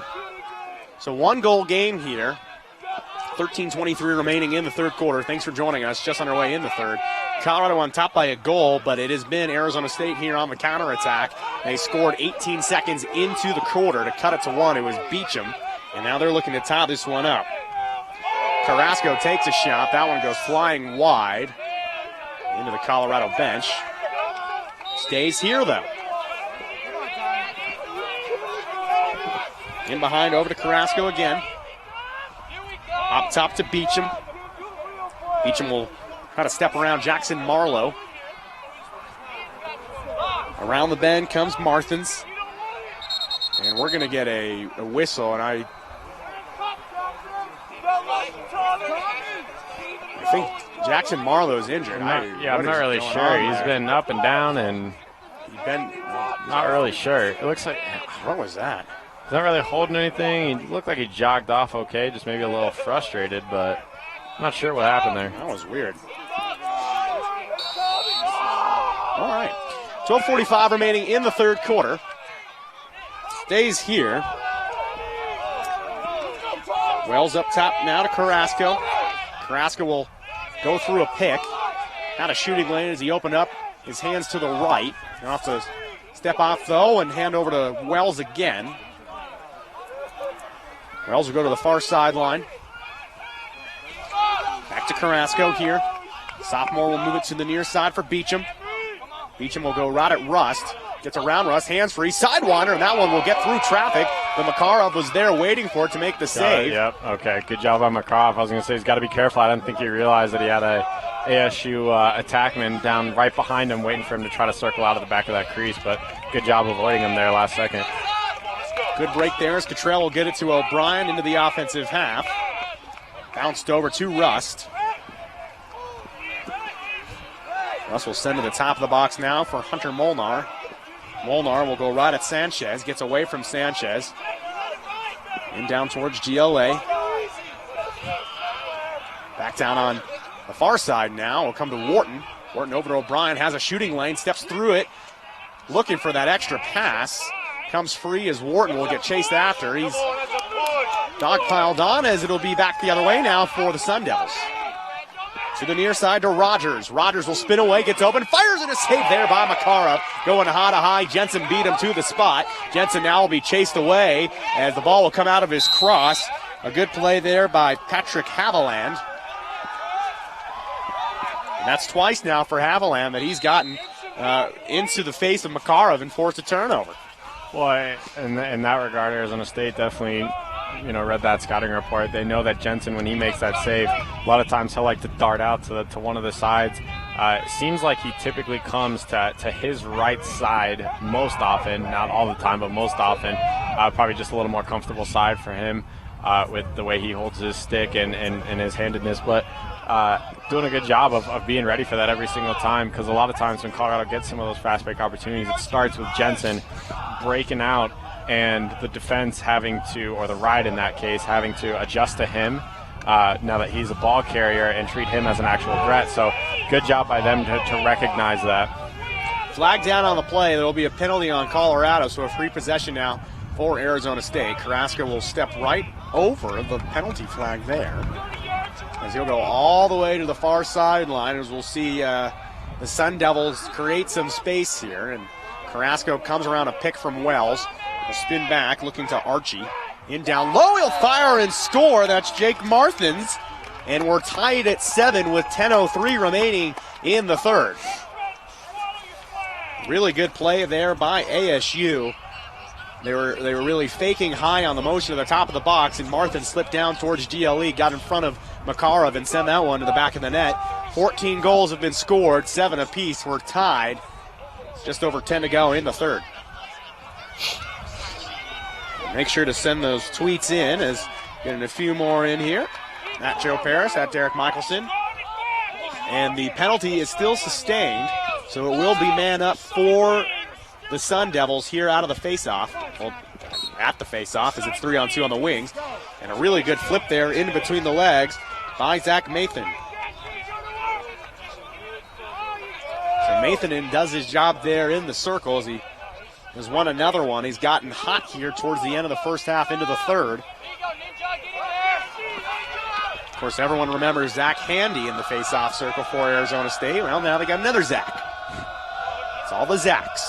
It's about being consistent, Joe. It's about having the name Zach. Get Zach Thompson in there and see how he does in the face-off edge. Wells will step forward to the far side. He'll defer down on GLE. Getting through some traffic now to Rodgers, who fires and he scores with flags flying all over the field. Rhett Rodgers will fire it by Jensen Makarov. Our Radio 1190 matchup of the game on display there. And ASU will take their lead of the game, their first lead of the game, I meant to say. It's 8-7 with 9:21 remaining in the third. Yeah, just held the stick on there a little too long for Colorado with that check. But that one will be waved off by the goal. So at the end of the day, yeah, the goal hurts, but at least Colorado's not coming back playing a man down here for them. The Buffs will finally get back to full strength as the penalty was negated with the goal by Rhett Rodgers. Rodgers came into the game as the leading scorer. On the year, he had scored 16. He has surpassed that now as Zach will win another faceoff. He's going all the way down himself, and that one will be dodged away as the ball will roll to the sideline. Rodgers is out of bounds, and this will be a Colorado ball. It is confusing. There are two sets of lines down there. You'll see the black and the gold lines on the bottom of your screen. We play on the black lines. The women's team plays on the gold lines, and there can be some confusion from time to time for players who see the initial line and then the outside line. Most assume they're playing on gold, and then they realize as they go out of bounds that it's the black line. So we saw BYU make that mistake a few times on Thursday night, and a shot is taken away there immediately by Perlite, and oh boy, here come the Sun Devils attack. It's Archie who will step forward. He'll be chased away as the 10-man ride will be broken yet again, and the real way to break the 10-man ride, which has been a hallmark of Colorado play over the years, is to use speed and to break it quickly. A big sidewinder. That one goes flying into the night sky from Tommy Carrasco, but he's getting open, and you're seeing the ASU shooters finally get some space. Well, Joe, in that case, the speed worked, but actually typically you want to pass through that 10-man ride. You want to find the open guys and force them to rotate, because basically what they're doing 9 times out of 10 with that 10-man ride, now they do have a man-to-man version, but they typically play kind of a zone version. So in zones, you rarely beat by using your feet unless you can do it before the zone is set. So Arizona State, typically, and we saw them do it a couple times there in the first half, is they got to find those pockets and get a guy in a pocket basically and hit him with the pass. Colorado's going to rotate, and that's how you just keep moving the ball to find your guy, and that's how you're going to end up with the fast breaks most of the time coming out of that 10-man ride. High percentage shot there from Carrasqueta. That was the shot he really wanted to look for going on that sidewinder. Here's Molnar onto the pitch. Molnar will spin out of control down on GLE looking for an option. He'll find Wiesner. Wiesner immediately approached there by Rocha. Rocha will chase him to the sideline. Molnar will spin, takes a shot. And that one from Wiesner will go wide. Here's Carter down on the end line again. Esqueda will send it over to the far side. Now to Wiesner, now to Gonzalez. Buffs trail by a goal. Their first deficit of the game, and out of the cross will be knocked away from Molnar. He will rescue that one away and move it to Gonzalez. Gonzalez with some pace will step to the left side, gets his hands free, pitches in behind, coming around from X is Clayton, who takes a shot, and a save there by Johnny Perlite as he stuffs Johnny Clayton on the end line. Clayton telegraphing the shot on that one, though. Dropped his stick and his head. You knew he was going low with that one all the way. He's got to do a better job of disguising where he's going to go with that ball. Perlite, the goaltender, will move to the far side here as the Buffs have stepped forward and set into the 10-man ride, so we'll see if ASU can break this one as you hear the whistle go. So they have 10 seconds to get it into the box. It'll be lofted down the field. Cottrell will chase after it, misses it as he goes down. Rodgers will scoop that one up. It's still not in, and that should be 10. And that's it. I heard a whistle. I heard a referee's whistle. That should be a 10-second violation. I think he's saying it was an inadvertent, though. So, yep, far side official was the one that blew it, I believe. He said it was an inadvertent whistle, so ball stays with Arizona State. Zach Mathanen's parents watching from Knoxville, Tennessee, tweeting, "Go ASU." Your son is playing very well tonight, Clara. She's got to be proud of her son. Zach has really turned it up in the faceoff department for the Sun Devils, and he really is the catalyst for this comeback. Big shot there into the night sky. Beecham will send it wide. 6:35 remaining in the third of this contest. Now I am cold. I'm going to zip the jacket. It is a little chilly. That's why I kept the layers on. I was happy to be a little toasty for a minute, but right now I'm feeling good. Tanner, do we have a degreeage? Let me look here. Okay. Let's get we'll go to you at the break. We'll go to our weatherman. Sounds good. Tanner Big Storm Bergamo. Big shot from the outside, and a save by Makarov off the stick there of Finn Wells. And Jensen is going to be careful this time because the last few times Patrick Haviland has been like a ghost haunting him behind. And he's either gonna find an open guy or he's gonna force ASU to play him, and it looks like he's gonna force ASU to play him and be honest. Here comes Jensen, the transfer from Maryland a year ago, has been a great addition to this Buff squad as we'll get the timer call as they'll have 10 seconds to touch it in. They're saying they still haven't gotten the touch, but there we go. Russ gets it in there to negate the 10-second call as Emory will get it in behind to X. That 10-second call is new to the MCLA this year. And this one will go out of bounds. Arizona State has forced another turnover against Colorado. And I really like that 10-second box call. I think it really speeds the game on up. The clear? Yeah, on the clear. Yep. It's at the referee's discretion to an extent as we get another turnover here in transition as Clayton will go to Esqueda. Carter will go back to Clayton. Clayton will take some contact, gets around the bend, draws a flag. So the Buffs here with the free possession as they trail by a goal with 5:25 remaining here in the third. This one shaping up to be a classic as always between the Sun Devils and Buffaloes. Misplayed, but scooped up by O'Brien. O'Brien gets free to the right side, gets around the bend, looks to go to the goal, drops it off in front, and he scores! Oh my, a laser beam from Ben Wharton, and that'll tie it at 8. The dime from the right side, right in, and Wharton finished on the doorstep. We're tied at 8. That's how you draw it up. Penalty should be taken off the board.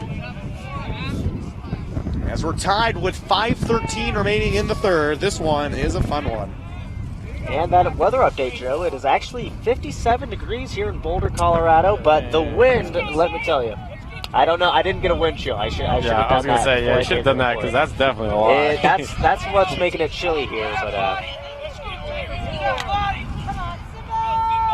Come on, Zimbo, get a face off, buddy. Come on. Big face off here. Simbowski will go a lot against Mayfanen. Mayfanen will spin that one away, and he kind of deked him out as Zach is getting hot here, and that's dangerous as in transition. That one will be taken away by Colorado, and here come the Buffs in transition. The Colorado Buffaloes will move it up with some numbers. As Cottrell, the long pole's in uncharted territory, and you'll see there the play you don't want to see is it's turned over but pushed back in the offensive half, and a good scoop there by Carter to move it over. And for those confused at home why that wasn't over and back, it's because Colorado hadn't yet gotten a touch in the offensive zone. Now they have, so if that ball does cross the midline again, that'll be the over and back call and give the ball to Arizona State. Up top for Wiesner. Wiesner will get around one defender, looks to go to the goal, takes a shot on the bounce, and that one will be off the mark. Really well-timed check there, getting into the hips of Wiesner, making sure he can't get his full power and rotation on that shot. To the far sideline, the Molnar, 4:25 remaining in the third. We are tied at 8. Wiesner will come to the near side, looks to step away, passes back to the top of the box. Now they'll move it along one more time for Gonzalez. Gonzalez in behind, that one deflected away. I think that might have hit the stick of Nathan Blair. We'll give him credit for it. As Clayton will restart here on the near side of the box with time ticking towards the 4-minute mark. Wiesner up top one more time. They'll trot to the near side looking for options as he shifts to the right. It's Molnar who gets his hands free. A save there by Perlite. Ball will tread its way towards the sideline. It'll be scooped up and antied out the other way. Sanchez in transition. Here's Jeff Sanchez. Sanchez on the doorstep. And right in front is Rodgers who tends one in, and Rhett Rodgers will give ASU the lead once again. It's 9-8 ASU. Rodgers knows, Joe Rodgers knows he's a bigger guy, so comfortable taking that extra second to find the right placement on a shot after he spins around there, and knows that the Colorado defenders can't easily knock him off his line. So good job by him to show patience, and that's what really allowed him to put that shot home. David tweeted in 65 degrees in Thousand Oaks, California. Great GB Carter. Shout out to David. Thank you for the weather update for Thousand Oaks. I wish we were playing there tonight. You know, I think that's Carter's dad. Yeah. Another face-off win by ASU. Henry Archie will take this one over the line as O'Brien will inch towards him. Zane will give him the business with two hands as Archie will come into the box and step away. Now Beecham will move to the near side and receive a pass with 3:18 remaining in our third quarter of action from Boulder, Colorado on Tuesday night. Joe, Derek, Tanner, Cyrus with you. That's the crew for our game of the day here in the MCLA. I'm pretty confident in saying that. Yeah, that one I feel like you can get away with. Think we can get away with that one? There's always some controversy. What is the MCLA game of the week? Oh my goodness, wow. And a trigger pull finds its way through traffic. That one coming from the stick of Patrick Haviland, and it's 10-8.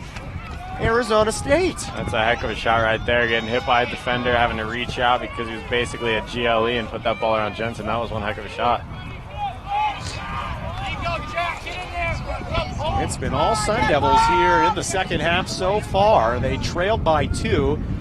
At the onstart of the second half, they now find themselves leading by 2. You don't want to waste your timeouts. I don't want to say the word waste either, but you don't want to use your timeouts early in the second half. This would still be potentially considered early if you're Coach Galvin, but at the same time, you really want to calm your guys down. It seems like Arizona State's on a roll as they win another face-off, so I think this could definitely be, especially if they score right here. Okay, they didn't, but I think this could still be a good opportunity for Coach Galvin to take a timeout and recollect his guys and make sure everybody understands their assignments and doesn't get a little too loose with anything here, trying to do too much themselves to get Colorado back into this game. Buffs will catch a break as Rodgers unable to climb the ladder to grab that one. And let's talk about it though. It's been Zach Mathan in the faceoff X being the difference right now. Well, yeah, you win the faceoffs, you get the possessions, and you get the possessions, you have an opportunity to score. So it really comes down to that essentially. But Colorado's also missed about, I think, their last 3, I want to say, maybe 4 chances with the ball down here on the offensive end now. They've had miscues, whether it be a turnover or just a shot that's saved. So if you're looking at that and they convert on those 3-4 opportunities, they either have a 1 or 2 goal lead right now. So it's not that they're doing anything horribly wrong. They just got to fix a few minor issues and get some better looks and potentially good opportunity there. But just a couple things that Colorado needs to adjust for them to make sure they stay in this game. Turnover again by Colorado. They've got to hold on to the ball here. With the possessions the way they've been here in the second half, with Arizona State virtually winning almost 100% of the faceoffs, Colorado's going to take every possession very seriously. Here come not the Wildcats. Yeah, I did it though. Here come the Sun Devils over the line with the minute 42 remaining in the third. Arizona State Sun Devils, as indicated correctly by your score bug, with the Devil instead of the Wildcat, because that's the team we're playing tonight. There it is.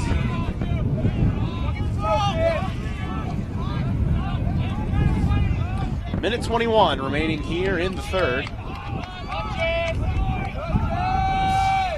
Moved around the outside as we'll see a deliberate pace from the Sun Devils. They've got time in their favor. They're in a rush to do nothing as Wells will recoil back. A huge blast from the top by Beecham will go wide. Well, and you can tell they're feeling confident. They're taking their time with their possession. They're finding the favorable matchups, and they're not afraid to let the ball fly. And that's big if you're Arizona State, because that confidence will help carry you through that fourth quarter in what's shaping up to be a really close fourth quarter here between these two teams. But Colorado's they look like they've settled themselves back down a little more. They just got to make sure they're staying with their guys and just sticking to their assignments, not trying to do too much, because you're only down 2 with an entire quarter to go, and they got to understand that instead of trying to feel like this game is slipping away, they got to make sure that they stick with their assignments, and the game will come to them in that regard. And there's another one. That'll make it 11-8 with 24.5 seconds remaining in the third. Arizona State here has caught fire in the third quarter. They now lead by 3. Other than the face-off, have you seen any real difference here in the third quarter? Well, face-off is the big part, really, and if not the face-off, I already said it a little bit ago, but reference it again, Colorado just got to do a better job maintaining possession in their offensive end and get better chances. Right now they've struggled with that, and a couple creative plays have cost the Buffaloes in terms of trying to do a little too much. Like I've said, we had the John Clayton behind the back pass. Looked good when it was released, but a little behind the cutter. It was probably the right pass to make because he was probably shut off from the front side. It's hard to see from our angle. But at the same time, little things like that, those turnovers lead to missed opportunities, and they give Arizona State the ball back. Rodgers got on the end line, takes a shot. Makarov makes the save, and time expires on the third quarter of play as Jensen will send that 80 yards the other way. Going to get hurl from the goaltender, who's clearly frustrated with that third quarter. Well, 15 minutes up on the board. This is a 3-goal game. We've got a lot of lacrosse to play, but it's all ASU in that quarter. They look good there.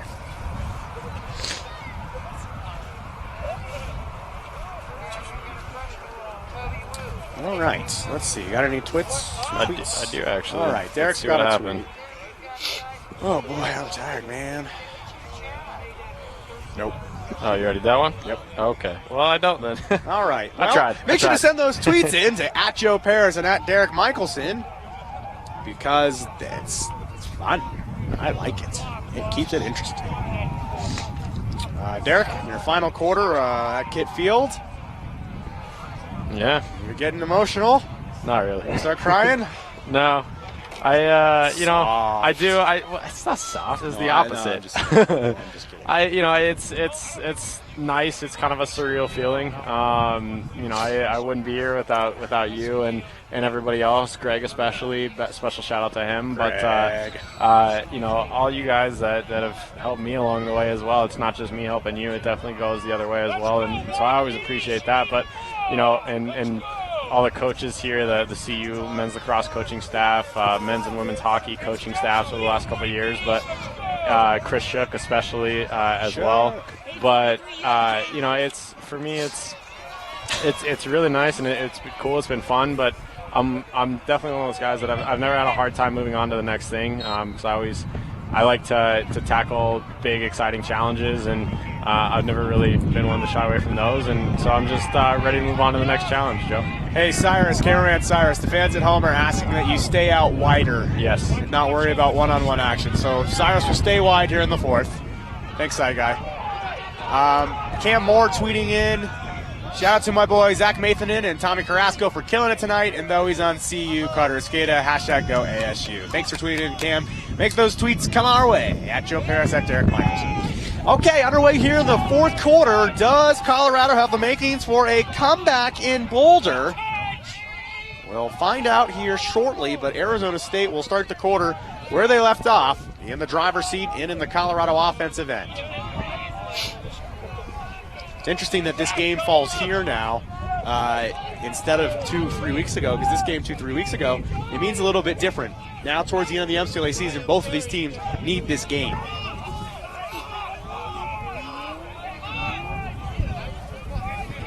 The Sport Offensive sitting right next to me says it's getting cold. Good call on the game. Thanks, JP. Spinning through some traffic and making it through is Henry Archie. Doesn't quite clear the goal on that one. He'll get it right back, though, from Rodgers. And ASU, they'll be content to slow this down. They've got nowhere to go. I mean, they've got a plane to catch, but they've got 3 days to get it. So they don't have to head to DIA for quite some time. They do have to go to Fort Collins for a game. Do you hear that? Is that? I think that's wind, Is that because it's wind? coming right at us, so there's not much we can do. It's coming right at us. Signature move. Yeah. In behind the play for Classic. ASU. Classic. Turning and shooting, that one will go towards the highway. Yes, it makes there it. it is. There Into it is. Highway 36 it goes. There it is, broadcasted bingo. I was just going to say, do you have your bingo cards at home and follow along? And Get your bingo cards ready. get your bingo cards. Bingo. Bingo. And bingo was his Name out. This is a great broadcast. ASU will move it down on the end line. It'll be Haviland, who had one of the big marks there at the end of the third quarter. Jensen with a heads-up play will scoop that one up from the crease. And here we go. Colorado, they need to get going here. They need to get going, and that'll be echoed by AJ Colazzi. CU wins this game if they can win face-offs or fix wing play and possess the ball decent up to par for this much pressure. Thank you to AJ for tweeting in. We'll see if the Buffs can answer the bell that AJ has just rung via social media. Look at that. Shout out to Mark Sanchez. What a shot there, but going high to high. Save again by Johnny Perlite. Now, Perlite wasn't really tested too much in that third towards the end, so he may be a little bit cold. So the Buffs really want to just shoot the ball. Shoot the ball. Colorado here doing a really good job on the 10-man ride. That should have... There's the whistle, but it doesn't matter as they touch in. They being ASU, they touch in seconds after the 10-second warning. I think they should have probably sounded it a little bit sooner, but that is not really an issue at this point. And it looks like ASU might try to kill the ball here a little bit. In fact, we're even going to get them talking to the officials, so we'll see how quickly they decide They don't have to chase yet. potentially. They really don't need to chase yet. They don't, but we'll see how quickly the officials might try to slap a stall on them. Of course, famously, the Canadians beat the United States in the championship of the World Cup of Lacrosse by literally running out the second half of play. And that really upset a lot of people, but because of the FIL rules, you can do that. Now, at the MCLA level, it's a little bit different, but I'm sure plenty of coaches took a few pages out of the Team Canada book, which was actually run by the Colorado Mammoth front office, and they said, well, you know, if we're in the driver's seat of a competitive game, we really can hang on. And it does. Everyone does it. Centered in front. That one goes just wide. Beecham was looking to the left post.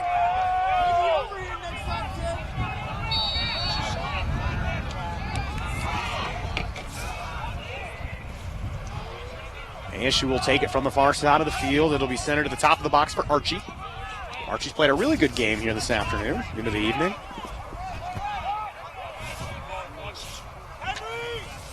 Got some tweets coming in here we'll get to momentarily. Got ASU on the far side as they seem to be probing. Colorado keeping formation here in the box. 10-16 remaining in the fourth quarter. A 3-goal deficit for the boys in white.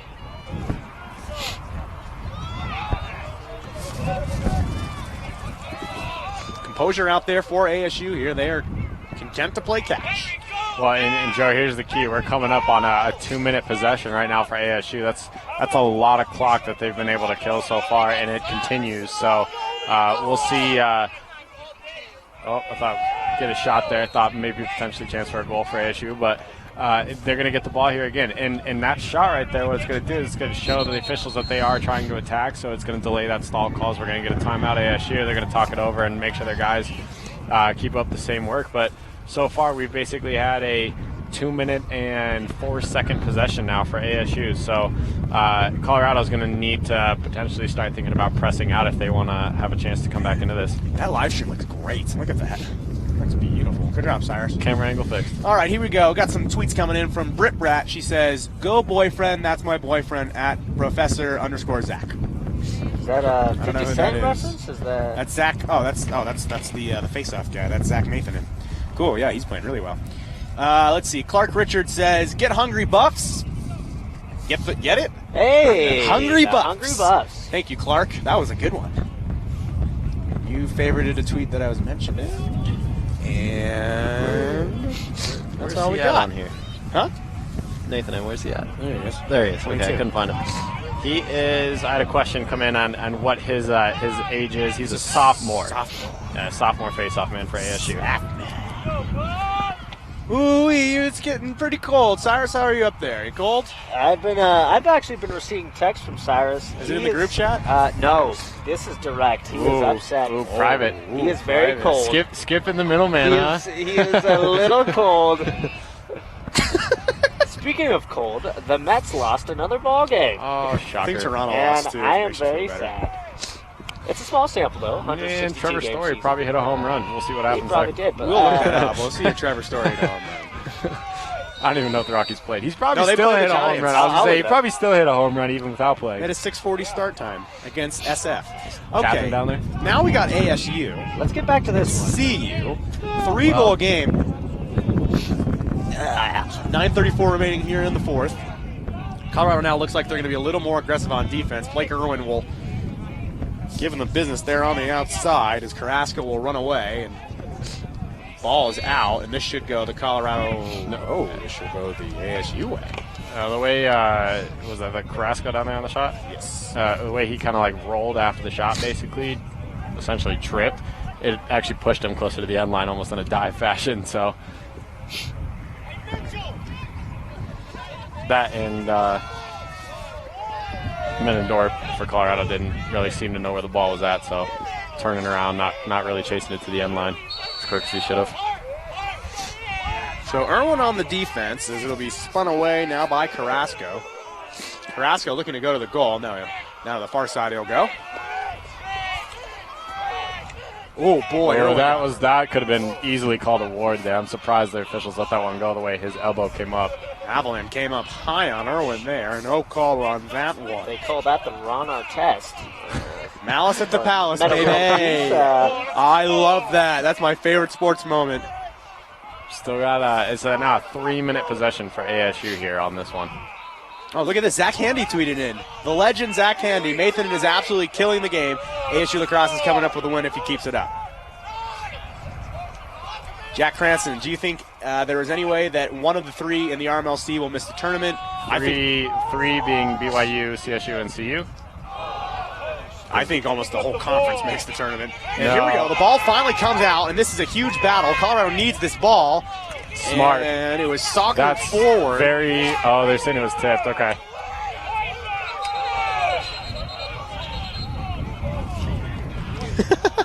Poncho's tweeting in. That's a good one. Coach Panchito Ojeda from Sonoma State says, you live in Colorado. What do you expect? Don't be soft. Hashtag come to Cali, Joe. Pancho, I would love to be in Cali more than anything. This is brutal right now. I can't even feel my legs. Do I have legs still? I can't feel my legs, man. You are wearing the national championship shorts from what 2014. year? These are the year that they won it all. I didn't actually mean to wear these today. I just kind of wore them. I did have sweat packs. I never got to them. Looks like we have an entire viewing party going on. Oh, the women's club lacrosse team at ASU has got an entire viewing party going on. Oh, cool. Shout out to the ASU club lacrosse team. The CU one actually is practicing on the second auxiliary field right now. I see that. Yes, they are. Cool. Club lacrosse across the country is awesome. Shout out to the women's team from Tempe, Arizona. Thanks for tuning in. We love it. Good luck in your games coming up, ASU women's team. Honestly, this has been I think we're approaching 6-minute possession. Yeah, this has been a long possession. Well, it started at basically 11:52, so for those of you keeping track at home, and it looks like we're finally going to get the stall call, so Arizona State's now on the clock to do something with this ball here. Big shot from Wells will go into the netting and out of play. And that's not, for those not sure of the rules at home, that's not going to do anything as it didn't touch anything. It wouldn't have counted as a shot on goal, so they're still on the clock here to do something with this ball. The shot either has to go in, hit the post, or hit Jensen, basically. What's the time limit on that? The clock? Yeah. I believe it is 30 seconds. Okay. They've got to be at least what it should be. That. Rodgers will take it from the end. And it looks like they're on the 10-second countdown part of it, so coming up. That one goes into Highway 36, headed west. It looks like I'm trying to see the far official. I think he's just said 6 seconds left on the clock. If they score here, I'm telling you, that's a backbreaker. If they get this 7-minute possession, 6-minute possession, and they score at the end of it, backbreaker. Yeah. Methodical attack here. Stalking their prey. The officials are talking something over here. That's why we have the stoppage in play. I guarantee you they're doing that. They're actually talking about Trevor Story, who is 0 for 3 with 2 strikeouts. Oh, sad day. So, that's about par. Regression is coming. It's fun while it lasted. The story is ending. Did you know that Trevor Story is the 11th best? Dollar. That's $1 for the punt. Do you know that Trevor Story is the 11th best prospect in the Colorado Rockies system? Here comes ASU going straight to the goal shot. Oh, to save by Makarov. Okay, they needed that. That would, if that ball had been turned back over to ASU, that would have wiped out the shot clock as Jensen had to make the save. Okay, the Buffs need to clear here, though, and they need to score. There's half this quarter's gone. There's 6.5 to go. I mean, it's not super crunch time yet for them. I would say it is. With the way they just ran 7 minutes off the clock. Well, but that's the thing. This is an important possession. Sure, every possession really should be an important possession to you as a team. But if they can make some corrections at the face-off circle, or they just don't give ASU as long of a possession, play a little stronger defense, do some of those little things, maybe not turn the ball over here in the offensive zone. It's not really a must-have possession, this one. They just need to get a quality chance, really, is all, just to get their confidence back and then build from there. Here's Wiesner down the alley with 5:50 remaining in the fourth. 3-goal deficit for the Colorado Buffaloes. To the near side of Molnar, steps away, tries to get his hands free, gets him behind to X, loses the defender, looking to the backside. Nobody home, barking out the orders. And through some traffic is Wise, and that is not what we want to see here, as we're going to get a call on the play. So loose ball push is what he's calling here, I believe. Or loose ball hold, I guess. See you Lax fans. Hey guys, how much time? 5:33 remaining in the contest.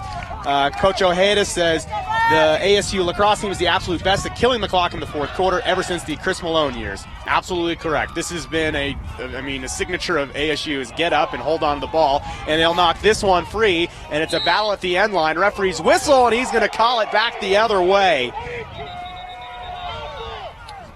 Hartwise is unhappy. He's yelling, and I can hear him through the headset, that one was still in bounds when he was on top of it. It's tough to see from our broadcast position. 5:18 left in the game for those wondering at home. 11-8. And this is going to be 10-man ride time for Colorado. Per usual. And there's something going on the field. there's great action. Action between the lines. 5:18 remaining in the fourth quarter, and there we are. Clock will restart, so the countdown to 0. Fans are starting to get a little chippy here, too. They are. This is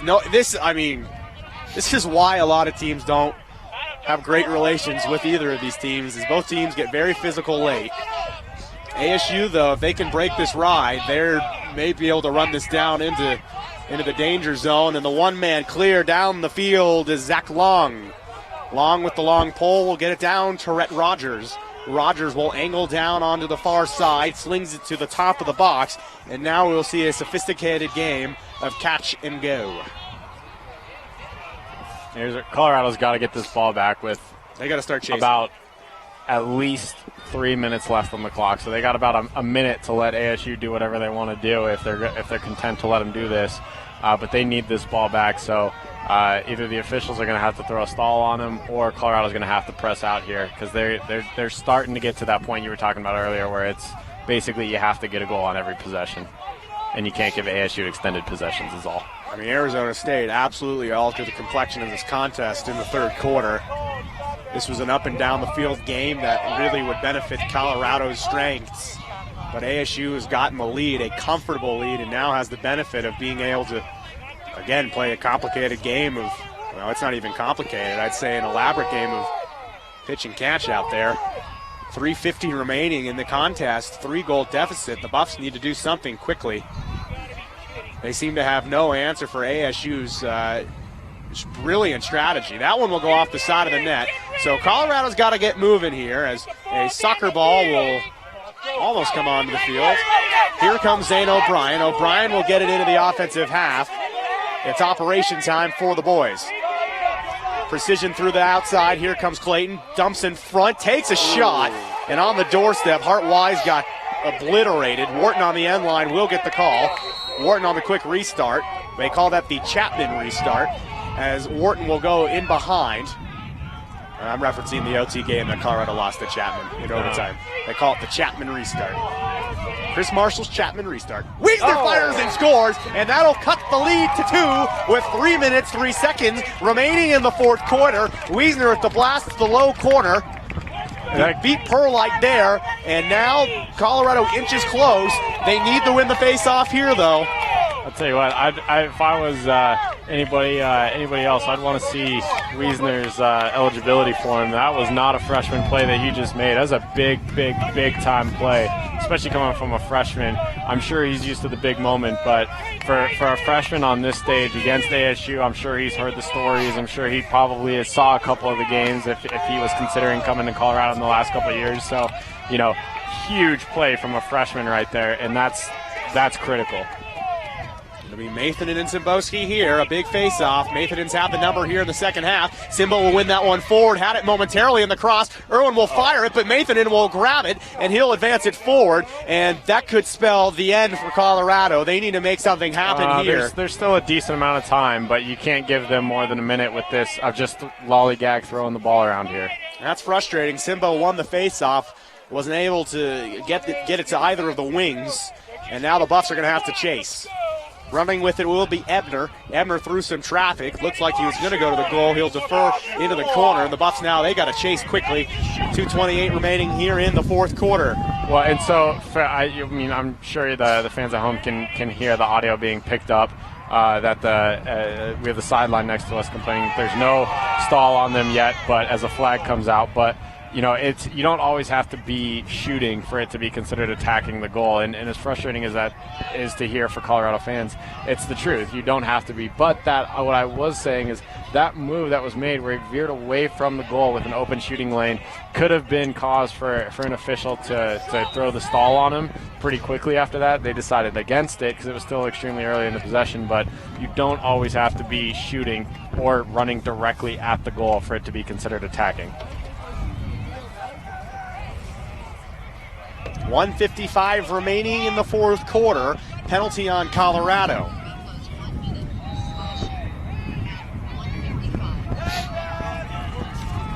Getting some tweets in here. We'll get to them now because we've got a timeout. Okie dokie. See you, Lax fans. Say go Buffs. And Coach Atwood says, hello, Joe Paris. Love watching the Lax Buff Joe show. What kind of viewership are you averaging? How does it compare to last year? We are averaging between 2,500 to 4,500 viewers per game. I'm pretty sure, we haven't doubled it, but we've done better this year than we have last year. I'd give that credit to our marketing department, getting our stream out there, pinning our tweet on Twitter. For those of you curious, actually, the all-time record for University of Colorado Lacrosse never will be. Well, this will never be beaten again. This is great. This is another moment where Derek was part of. Yeah. I was on the team side, though. He was on the team side. I was not on the broadcast side of things yet. We had over 25,000 people watch our broadcast of Colorado versus Colorado State from Mile High Stadium 2 years ago. That's right, 25,000 people watched live on the Lacrosse Network. You can go online and check that number. Plus, that game actually went out on CET. It also was on statewide television, got into 1 million homes. So that might have broken the all-time MCLA record, honestly. Coach Atwood. That was also the year that the teams were 1-2. I think both undefeated going into that game, if I remember correctly. That's right. Huge game. So we did over 4,000 We did over 4,000 against UCSB, and we've been doing about 2,000 to 3,000 for the average home games. Thanks for the question. Cyrus, for being asked if you could pan out again a little bit. No, I talked to him. I gave him you the did? motion, Oh, yeah. okay. Jack Needham says, go ASU Lax and Johnny Bravo. I hope is Johnny Bravo one of the players? Oh, okay. We're back under action here. It's a good cartoon. I don't know what he's talking about. Hey, Mama. 148. Hey, Mama. Mama. Okay, what do we got here? Okay, 140 remaining in this contest, and ASU is man up, and they're moving the ball away from the Buffaloes, and they're going to try and run this out. Derek, the way things are going, they're going to be able to essentially have run out 11 minutes of this 15-minute quarter. Yeah. And a big rocket there, and that'll do it. That'll make it 12-9 with 1:20 remaining. Yeah, that's basically the dagger. That's almost, not quite, but almost makes this kind of a unachievable comeback for Colorado, unfortunately. But those wondering at home, the reason ASU wasn't hit with the stall is they were just running around up top. You can't get that call when you're on the man up. So, CU Lax fans tweeting in, what time CU versus CSU on Saturday? The game on Saturday will be 2 o'clock here at Kitt Field. It is being played at Kitt Field. Kitt Field, not at Folsom Field. We will have the broadcast here. Weather dependent. We are seeing some forecast models from the Joe Paris Forecast Center that are predicting up to 35 inches of snow. As this game's getting pretty violent here towards the end. And the ball will come free, and ASU will look to run the clock out here. David says, hey, Joe, what happened to the video did preseason last 2 years? The Buffs All Access program we couldn't do this year. We did not have the staff. Turned over by ASU. This will make it a little interesting. Colorado's got to operate quickly here, though. And that one will come in front as this one's flopped up in the air. Referee's got his hand up. We got to push with possession. We got a big hack there. The fans unhappy with the officiating here, but to be honest, there's no problem with the officiating. It's actually been an extremely well officiated game here that I've seen. So, I think that's kind of the home, want their kids to do well, but I think the officials have actually done a really good job here today. 28.9 seconds remaining here. Colorado trying to see if they can do something, as that one will be pushed away. And 22.5 seconds remaining. Shout out to Matt Holman watching from SLC Lacrosse. Matt Friesen says 7 out of 10 on the Johnny Bravo impersonation. So that's not bad. You get a C. Hey.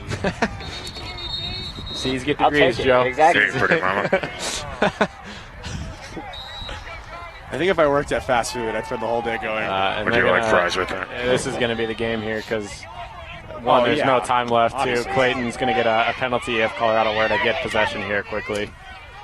And we're going to get another one. This is just, these are kind of, really, honestly, they're unfortunate to see. This is a Colorado team that's extremely frustrated, understandably so, but there's still, at the end of the day, there's no call for some of the penalties they just got flags thrown on them for. So Colorado needs to do a better job of losing with grace in this instance, but good game by both teams. Final score from Boulder, Arizona State University 12, University of Colorado 9. A big win for the Sun Devils. That'll definitely help them in the rankings here this week. I think the voting comes out here in the next few days, so I don't know if that'll actually be counted. But Derek, it's been a fun one. Congratulations on your University of Colorado club sports career. It's been fun having you. Thank you, Joe. Congratulations to you as well. I won't be here on Saturday to wish you well, but good luck in Boise and everything. Yeah, who's doing the color that day, Joe? Andrew Hobb. Congratulations. Oh, no way. We cannot have that. Andrew will be doing the game with me. Yeah, well, we're deciding. I don't know. What do you think? What do you think, Dave? Should we do the game Saturday? Dave, jump on. Dave, what do you think? Dave, put the headset on. Make your broadcast debut, Dave. Nah, he doesn't want it. Okay. A little too much pressure. So we'll be back. And here's the truth, folks. We're looking at some pretty significant weather Friday, Saturday, Sunday. Yeah. So the game will be played almost in any weather. Really the only weather they won't play in is lightning. We're seeing, it's either going to be a lot of rain or a lot of snow. And we unfortunately don't have the equipment that can operate in that weather. So if you have a direct line to any deity, ask for no rain on Saturday, 2 o'clock till about 5 o'clock. I will say this. There is an outside chance we can't do a video broadcast. We would do only an audio broadcast. Let us know if you want that. If you guys would rather just have Twitter updates, we can do that. If you'd like an audio broadcast, we could probably arrange something. We can't get the camera and everything wet because it's not our stuff. And I am so close to graduating without fines from the journalism school. I wouldn't want to start now. Final score, Arizona State Sun Devils 12, University of Colorado Buffaloes 9. Derek, your final thoughts here at Kitfield? I don't really have much else to say, Joe. We've kind of talked about a lot of it. Here's the game went on, but great win for Arizona State. I'm sure they're happy with this, especially with CSU looming. CSU's actually done a pretty good job of winning games up there in Fort Collins They're the dark this horse, year. man. But they're the best team no one's talking about. Exactly. They're a team nobody's talking about. That's the key. They right now, you look at the last polls, they were actually number 1 in the RMLC, but for some reason nobody is recognizing that, it seems like. So, great job by Colorado State to stay up there. So that'll make this an extremely big game between ASU and CSU a little later this week, but that'll even put more pressure on Colorado to come away with a victory against ASU, the last regular season game of the year, heading into the conference tournament, and it'll especially give them some of the momentum back. We saw the last 2 games, they had just an unreal amount of momentum coming out of those games because they felt so confident. They felt like they were playing well. You talked to a bunch of guys on the team, and I as well, that they felt like they were playing some of the best lacrosse they've played all year. Well, we didn't necessarily see that tonight. So, guys are dealing with injuries. Credit to ASU. It's not that Colorado didn't play well and they just snuck away. They played a phenomenal game. But, Colorado is going to have to try to rebound against CSU, which is not an easy opponent to rebound against. But luckily that in-state rivalry tends to motivate some guys. Well, that was a lot of fun. Let's see. Do we have any more tweets coming out here? Oh, Coach Atwood says, what is next for you after you graduate? I will be going to work for NBC in Boise, Idaho as a reporter at KTVB. So if you're in the neighborhood, come say hi. I'll be in Boise. I'm hoping to get on board, do some stuff with the Boise State team in the MCLA. Thanks for the question, Coach. Appreciate it. All right, let's see. Any other tweets to wrap up the night? Derek, you got any? I did not, so that's All right, it. so I actually got it. What did you get? Oh, here we go. I got no, I did get Were it. you getting harassed by cameraman Cyrus? I got harassed by cameraman Cyrus. Who's down here fuming. We better. He's got his headphones off. he's upset. He doesn't realize. not happy. I told him because we put up the screen cover Yeah, like the full you're- slate. We put up the screen you're like the good- full you're good slate, to so turn that's down. why I told you the camera didn't have to be on us. But he took his headphones off, so I think he thinks that we've been off air for a while. Yeah, Who no. sent me an email? Dave Martinez sent me another GD email. If Well. he sends me another email, I swear to God, I And- will blow up in that building. So can Cyrus unplug everything? He asked. Yeah, go for it. Almost. Okay, well, I guess Hold go on. for All it. right. Alongside the entire crew here at the University of Colorado, especially Derek Michelson, this has been a broadcast of University of Colorado sports. Final score from Boulder: Arizona State 12, Colorado 9. We'll tentatively be back on Sunday at 2 p.m. We will talk to you then. Now back to your regularly scheduled program. I wasn't ready to end the stream. Hold on. Now back to your regularly scheduled program.